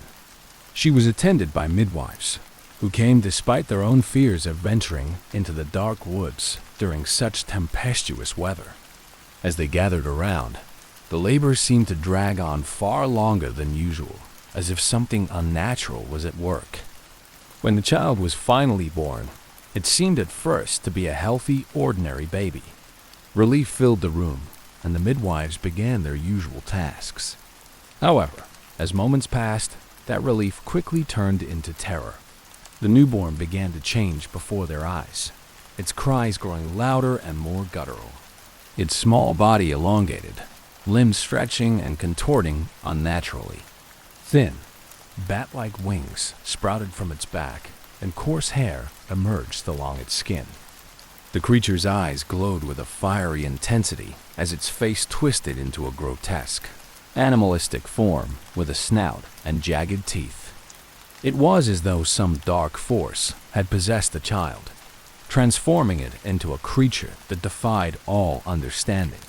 Panic gripped the midwives, who recoiled in horror as the creature let out an inhuman shriek and took flight, bursting through the cabin's roof and disappearing into the night. The legend claims it escaped into the depths of the Pine Barrens, leaving a trail of shattered timber and broken shingles behind. As the howling winds faded, the house fell silent, except for the terrified cries of Mother Leeds, whose life had been forever altered by that cursed night. In the days that followed, stories about the events in the Leeds household spread quickly through the local villages. Some whispered that the baby was indeed born with a curse, while others believed that Mother Leeds had dabbled in dark practices, invoking powers beyond her control. There were those who said she had made a pact with forces unseen, an unholy bargain for a reason that remained a mystery. Rumors also circulated that the Leeds family was associated with other forms of local superstition and dissent, adding fuel to the fire. As the tale spread, the child's transformation into the Jersey Devil became more elaborate, with each retelling layering new details onto the existing lore. The local religious community viewed this story as a warning against sinful behavior and moral decay. They saw the events as divine retribution for what they believed was Mother Leeds' blasphemous curse. The Pine Barrens, with its vast, dark forests and twisting trails, became a breeding ground for superstition.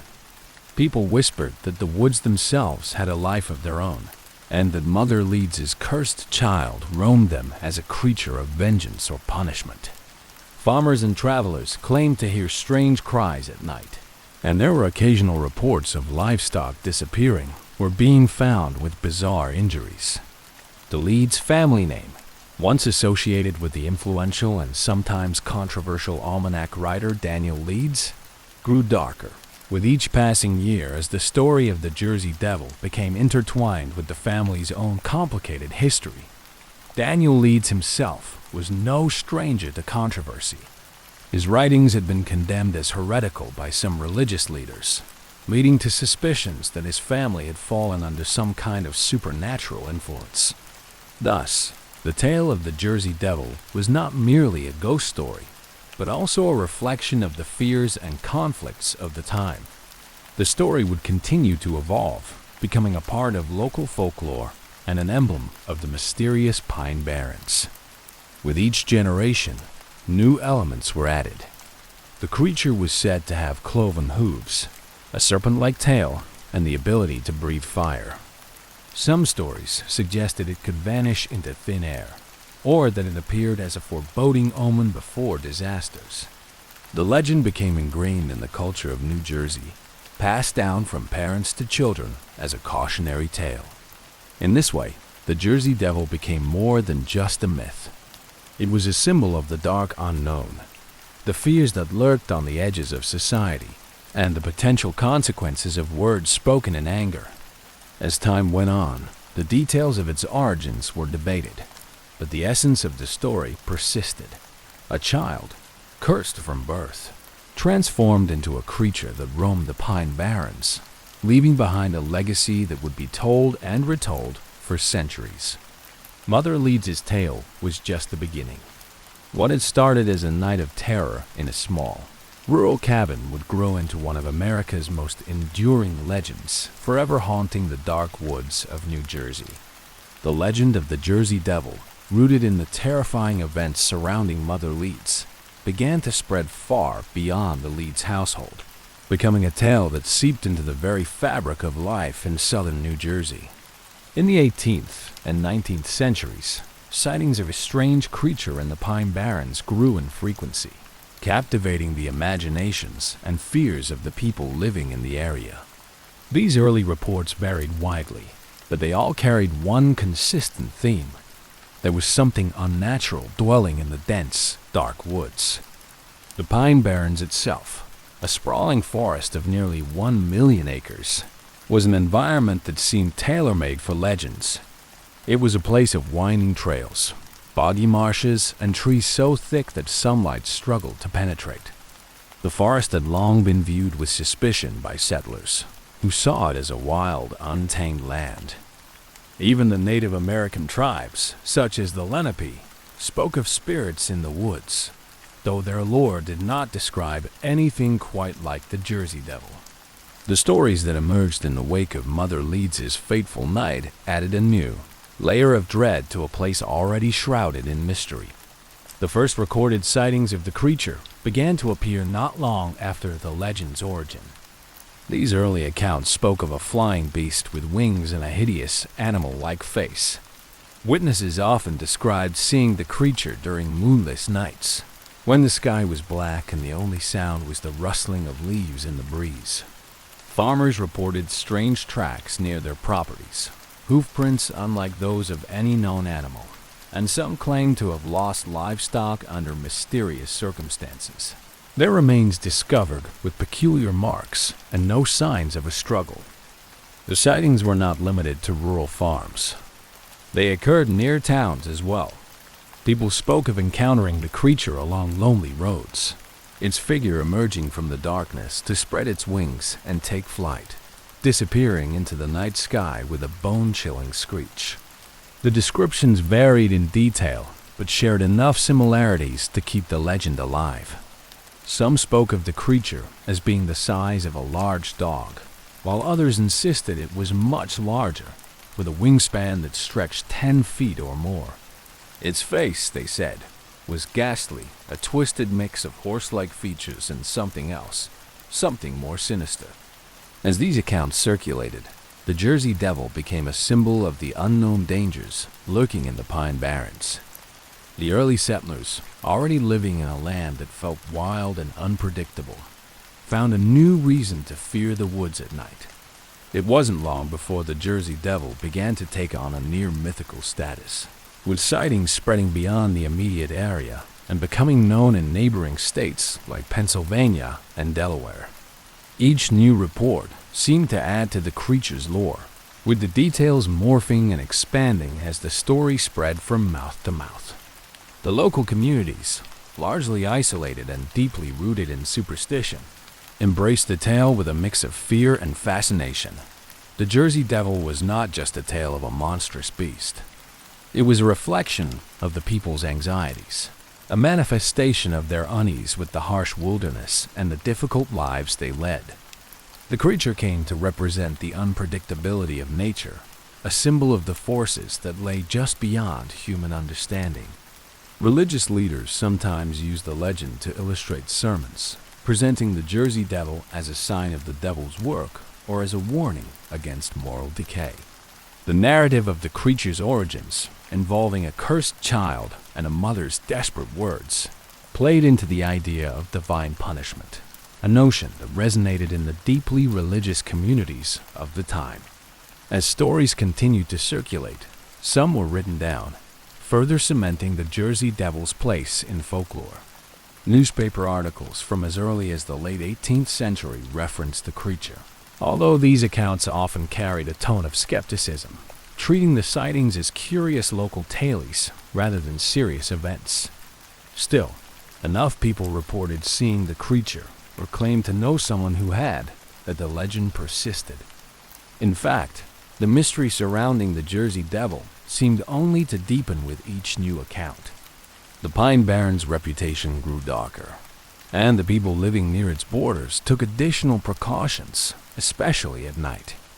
Among the most unsettling reports were those from hunters and woodsmen, people who spent much of their time in the forests and were familiar with the local wildlife. These men spoke of encountering something that defied explanation, a beast whose movements were unnatural and whose presence sent chills down their spines. Some told of hearing strange cries echoing through the trees, a sound that could not be attributed to any known animal. A few claimed to have glimpsed the creature up close, its glowing eyes piercing the darkness before it vanished, leaving them shaken and bewildered.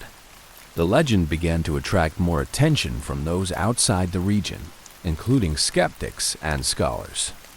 While some dismissed the stories as mere superstition or the exaggerations of frightened minds, others were intrigued by the consistency in the descriptions. Cryptozoologists, though not yet a recognized field at the time, would have considered the accounts with great interest, noting how folklore could sometimes hint at unknown species or animals not yet classified by science. It was suggested that the Jersey Devil might be a misidentified species, an animal unknown to the scientific community, or even a creature brought over from another continent during the age of exploration. However, for the locals who lived near the Pine Barrens, the Jersey Devil was not simply a curiosity, it was a very real part of their lives. They took its presence seriously, sometimes avoiding certain areas at night and sharing stories of encounters to warn others. Families passed down tales of the creature from generation to generation, each new version adding details or altering the story slightly, but always keeping the core of the legend alive. Children grew up hearing bedtime stories of the beast that roamed the woods, and young men dared each other to go deep into the forest to see if they could catch a glimpse of the infamous Jersey Devil. The early sightings of the Jersey Devil did more than just entertain or frighten. They helped shape the identity of the Pine Barrens and the people who lived there. The legend offered a sense of continuity in a world that was rapidly changing, with new settlers arriving and industrialization slowly encroaching on the once untamed wilderness. In some ways, the Jersey Devil served as a guardian of the old ways, a reminder that despite humanity's attempts to tame the world, there would always be mysteries beyond our control. It was a story that belonged to the land itself, a legend that grew from the soil of the Pine Barrens and took root in the hearts and minds of those who called it home. As more people came to believe in the Jersey Devil, sightings continued to be reported, often with a sense of dread and wonder. The stories became a fundamental part of the region's folklore, blending the line between myth and reality.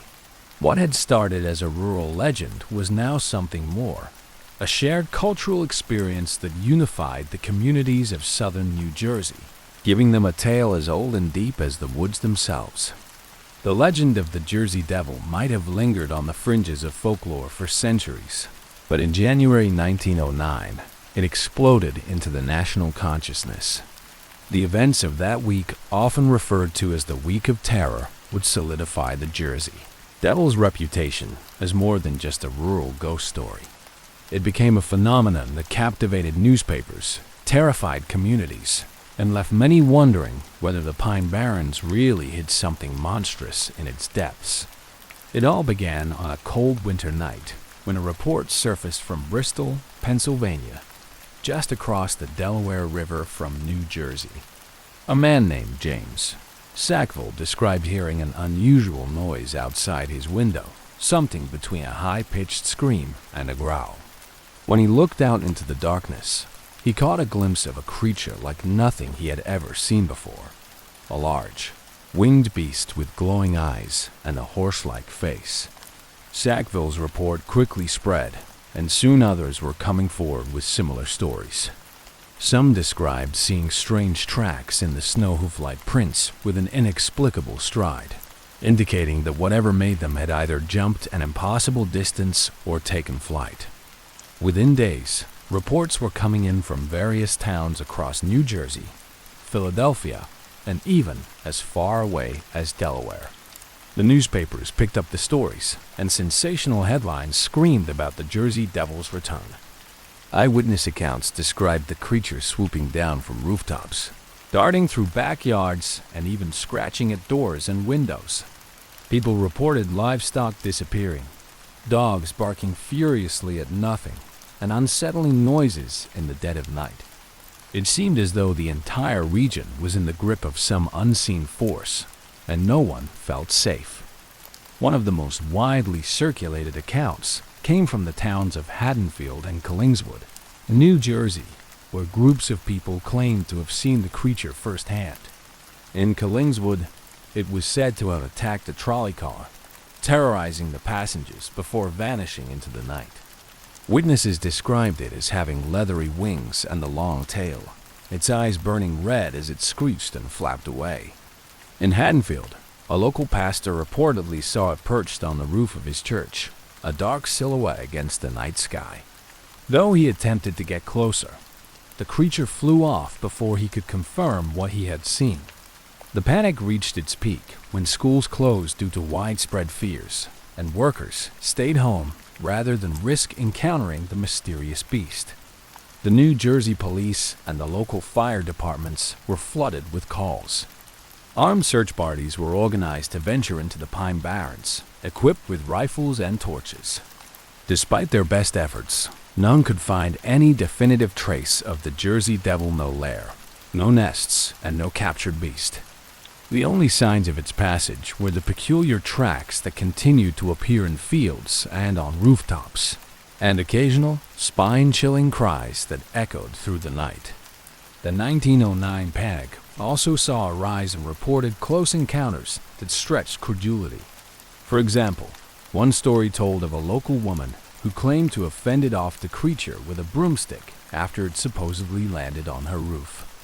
Another account came from Camden, New Jersey, where it was said that a police officer fired his revolver at the creature without causing it any harm. In these stories, the Jersey Devil seemed almost supernatural, as if it could not be harmed or captured, a being that defied not only nature, but also the laws of physics. As the panic gripped the region, explanations for the sightings varied wildly. Some people theorized that the creature was a kind of prehistoric animal that had somehow survived extinction. Others suggested it was a mutant born from the swamps of the Pine Barrens, where harsh conditions and isolation might have bred some unknown species. A few more imaginative individuals even suggested it was the vengeful spirit of a long-forgotten Native American shaman, wandering the woods in search of those who had wronged his people. However, the most popular explanation continued to be the traditional folklore surrounding Mother Leeds and her cursed 13th child, who had been transformed into the monstrous Jersey Devil. Skeptics, however, were not so quick to believe. While some of the more sensationalist newspapers ran wild with the stories, others attempted to provide rational explanations for the strange events. They speculated that the sightings were the result of mass hysteria, a kind of collective panic that spread from person to person, inflaming imaginations and leading to exaggerated claims. Some believed that known animals, such as owls or large birds, were being misidentified in the dark, their natural behaviors mistaken for something far more sinister. The peculiar tracks, they suggested, could have been the work of pranksters looking to capitalize on the frenzy. Still, for every skeptic's voice, there seemed to be 2 or 3 believers, each with their own story or testimony. Many of these accounts came from individuals who had no previous interest in the legend and no reason to fabricate such tales. The consistency in descriptions, wings, hoof feet, glowing eyes, and a horse-like face was difficult to dismiss entirely.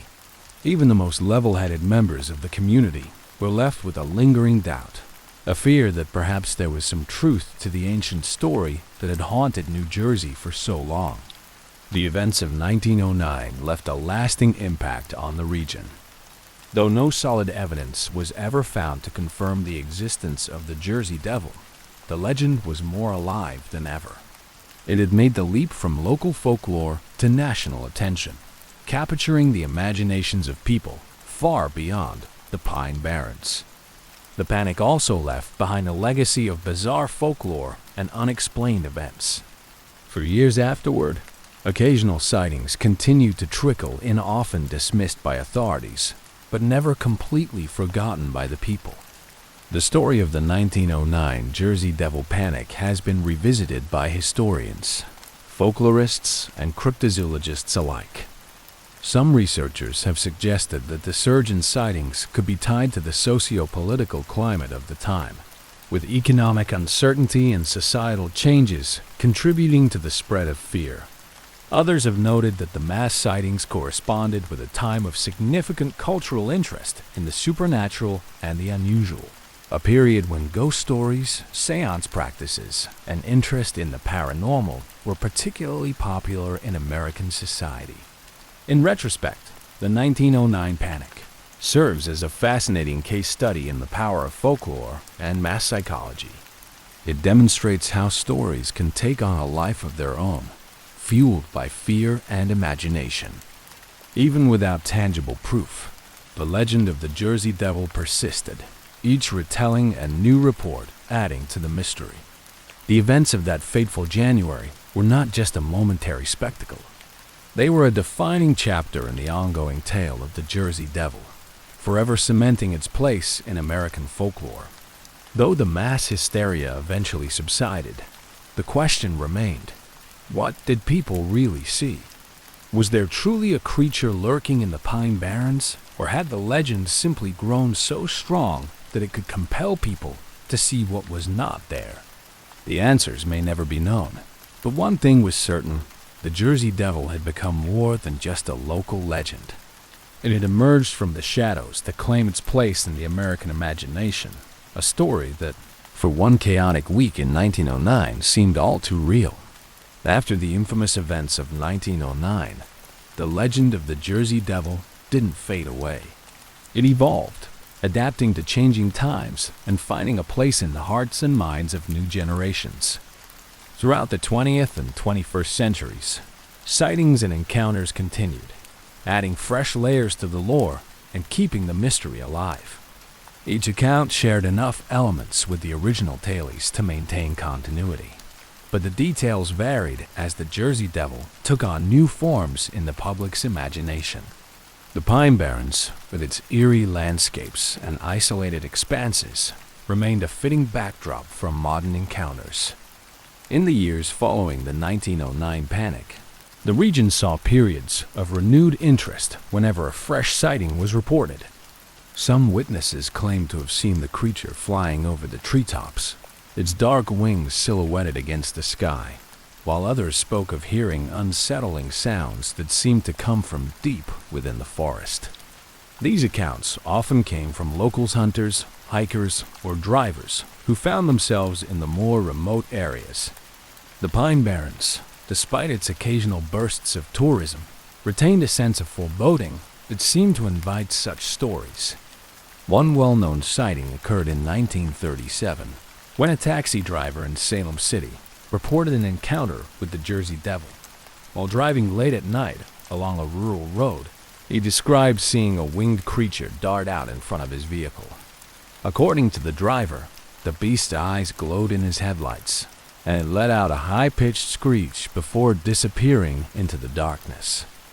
His account gained some local attention, with skeptics suggesting he had mistaken an owl or largebat for something more sinister. Still, those who were familiar with the legend found his story compelling, as the description matched the creature's classic features: wings, glowing eyes, and an unnatural cry. Throughout the 1950s and 1960s, the Jersey Devil once again captured public interest. During this era, America's fascination with the strange and unexplained reached new heights, fueled by a cultural interest in UFOs, cryptids, and supernatural phenomena. The Pine Barrens, with its long-standing association with the unknown, became a focus for those interested in such mysteries. Reports emerged of the creature being seen near campgrounds, darting across highways, and even peering into cabin windows late at night. Some visitors to the region claim to have found odd tracks or heard chilling cries echoing through the forest.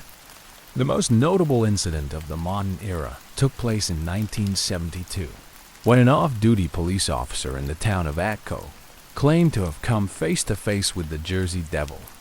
According to the officer, he was driving home late one evening when he saw a creature standing on the side of the road. Its appearance was otherworldly. A horse-like face with glowing red eyes, leathery wings, and a long tail. As he slowed down, the creature suddenly leaped across the road in a single bound, disappearing into the thick forest on the other side. The officer's story was widely circulated, and while it attracted a fair share of skepticism, his reputation as a credible witness added a degree of legitimacy to the account. In the decades that followed, reports of the Jersey Devil became intertwined with local culture, appearing in everything from tourist attractions to sports teams' mascots. The New Jersey hockey team, the Jersey Devils, adopted the creature's name in 1982, cementing the legend as a proud, albeit spooky, part of the state's identity. The story continued to serve as a symbol of the Pine Barrens' mystery and allure, often used as a promotional tool to attract visitors to the area. Festivals, haunted tours, and themed events kept the legend alive, drawing in enthusiasts who were eager to explore the history behind the myth and perhaps even catch a glimpse of the infamous creature themselves. Despite the commercialization of the Jersey Devil, genuine sightings continued to be reported. In 1993, a park ranger in the Wharton State Forest, one of the largest protected areas of the Pine Barrens, claimed to have heard an unnatural wailing sound late at night. The ranger, who was patrolling the forest's more remote trails, said the noise was unlike anything he had ever encountered, even in an area known for its diverse wildlife. The sound, he described, was half scream, half growl, and seemed to come from a place deeper in the woods. Although he never saw the creature that night, the experience left him uneasy, and he made sure to include it in his report. In the 21st century, as technology advanced, sightings of the Jersey Devil began to shift into the realm of social media and digital forms. People shared stories, photos, and videos, claiming to have seen strange creatures in the woods or captured mysterious sounds on audio recordings. While many of these modern accounts were met with skepticism, often dismissed as hoaxes or cases of mistaken identity, the persistent nature of the reports suggested that the legend still had a powerful hold on the public's imagination. Skeptics pointed to the influence of media, the availability of digital editing tools, and the desire for attention as reasons for the increase in reports. However, for some, the similarities between older accounts and new stories raised questions about whether there was still an element of truth behind the legend. The Jersey Devil's role in popular culture has also evolved, appearing in films, television shows, and books. It has been portrayed as everything from a menacing monster to a misunderstood creature struggling for survival in a world that encroaches on its territory. Each depiction adds another layer to the legend, blurring the lines between fact, fiction, and folklore. While some versions stick closely to the traditional accounts of a cursed creature from colonial times, others take creative liberties, reimagining the Jersey Devil as a guardian of the Pine Barrens or a symbol of environmental preservation. These modern interpretations reflect changing attitudes toward nature and the unknown, demonstrating how folklore can adapt to contemporary themes. The Pine Barrens itself, despite becoming more accessible over the years, retains an air of mystery that fuels the legend. Even today, much of the area remains wild and uninhabited, with miles of dense forests, wetlands, and abandoned towns. For those who venture into its depths, the feeling of isolation can be overwhelming, as if stepping back in time to an era when the land was truly untamed. It is easy to see how stories of strange creatures could persist in a place where reality and myth seem to coexist. For many, the Pine Barrens is not just a physical location, but a place where the boundaries between the known and the unknown blur, allowing legends like the Jersey Devil to endure. As new sightings continue to be reported, it remains unclear whether they are simply the product of overactive imaginations, deliberate fabrications, or genuine encounters with something unexplainable. Some researchers continue to investigate the phenomenon, exploring whether the Jersey Devil could be linked to undiscovered species, rare animal mutations, or even psychological effects of the Pine Barrens' unique environment. Others remain convinced that the legend is a cultural artifact, a story that has persisted because it speaks to deeper human fears and the allure of the mysterious. Regardless of its origins, the Jersey Devil remains an iconic part of New Jersey's folklore. It is a reminder that even in an age dominated by science and technology, there are still places where the unexplained can thrive, where stories can become more than just tales told around a campfire.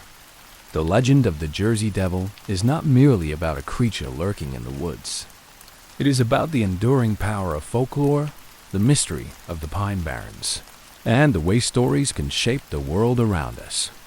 As the legend moves further into the digital age, its ability to adapt and endure suggests that the Jersey Devil will continue to haunt the Pine Barrens and the imaginations of those who hear its tale.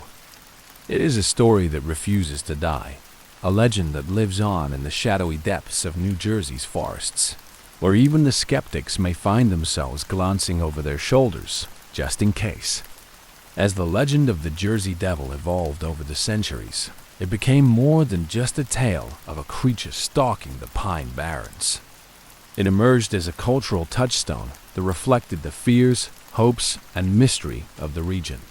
While modern sightings and stories have added new dimensions to the folklore, the pursuit of truth behind the legend continues. Whether through scholarly research, amateur investigations, or creative reimaginings, the Jersey Devil endures as a powerful symbol of the unknown.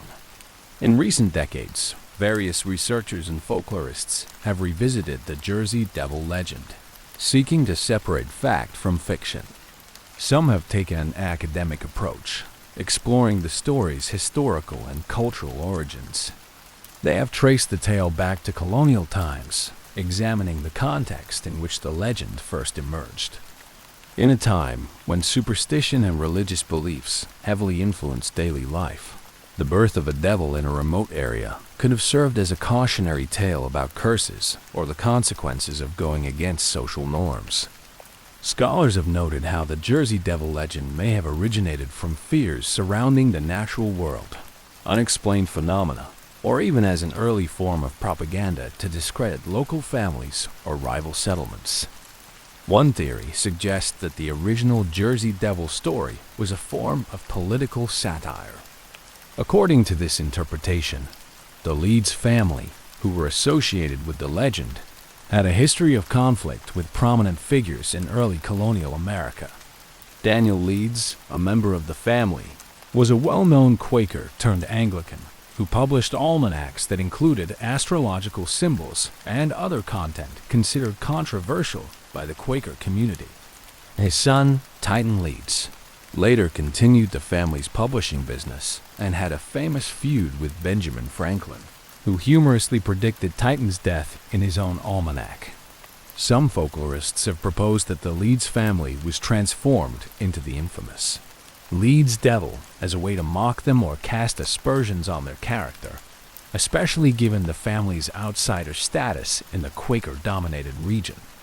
As historical research sheds light on the legend's origins, other investigators have focused on the possibility of a real creature behind the sightings. Some cryptozoologists, a group of researchers dedicated to studying unknown animals, have suggested that reports of the Jersey Devil could stem from sightings of an undiscovered species native to the Pine Barrens. They argue that the creature's described features, such as its wings, unusual cries, and peculiar tracks, could be attributed to a large bird or a species of bat not yet documented by science. While the likelihood of such a discovery remains slim, the Pine Barrens' unique environment, with its dense forests and isolated areas, continues to fuel speculation about the existence of hidden wildlife. Another scientific approach has considered the psychological and sociological factors that may explain the persistence of the Jersey Devil legend. Researchers have pointed to the role of mass hysteria, particularly during times of economic or social stress, as a possible explanation for clusters of sightings. For instance, the 1909 panic occurred during a period of industrialization and economic uncertainty in the region, which may have heightened people's fears and made them more susceptible to believing in supernatural occurrences. The human brain's tendency to seek patterns and explanations for the unexplainable could have played a role in turning ordinary events or animal encounters into seemingly paranormal experiences. In addition to academic and scientific efforts, the Jersey Devil has attracted a devoted community of enthusiasts who continue to search for evidence of its existence. Equipped with modern technology, these amateur investigators venture into the Pine Barrens armed with night vision cameras, audio recording equipment, and drones.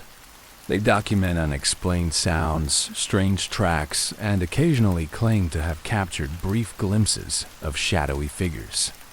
While these investigations have yet to yield definitive proof, the thrill of the hunt and the possibility of uncovering the truth keep the legend alive. The Pine Barrens itself, with its rugged terrain and haunting atmosphere, only adds to the allure of these expeditions. The Jersey Devil has also left a significant impact on local culture, influencing the way people perceive the Pine Barrens and even New Jersey itself. The legend has become a symbol of state pride, embodying the resilience and mystery of a place often overshadowed by its urban reputation. The story has been incorporated into school curriculums, local festivals, and even marketing campaigns, all of which celebrate the state's unique folklore. Many residents see the legend as a reminder of New Jersey's diverse heritage, where history, nature, and myth intersect. Tourism related to the Jersey Devil has grown in popularity, with guided tours, themed attractions, and merchandise contributing to a local industry centered on the legend. The Pine Barrens has become a destination for ghost hunters, nature enthusiasts, and those simply curious about the mysterious creature. However, the commercialization of the legend has led some to question whether the true essence of the folklore is being lost in the pursuit of profit. While the stories continue to attract visitors, some traditionalists worry that the deeper meaning behind the legend, its roots in local history, and the interplay between humanity and nature may be overshadowed by sensationalism. The role of the Jersey Devil in media has further complicated its legacy. The creature has appeared in various forms of entertainment, from horror movies and TV shows to comic books and video games. Each portrayal adds a new twist to the story, sometimes transforming the Jersey Devil from a frightening monster into a misunderstood anti-hero or even a victim of circumstance. These creative retellings highlight the legend's adaptability, demonstrating how folklore can evolve to suit contemporary audiences. At the same time, they can blur the line between the original story and modern interpretations, making it difficult to distinguish fact from fiction.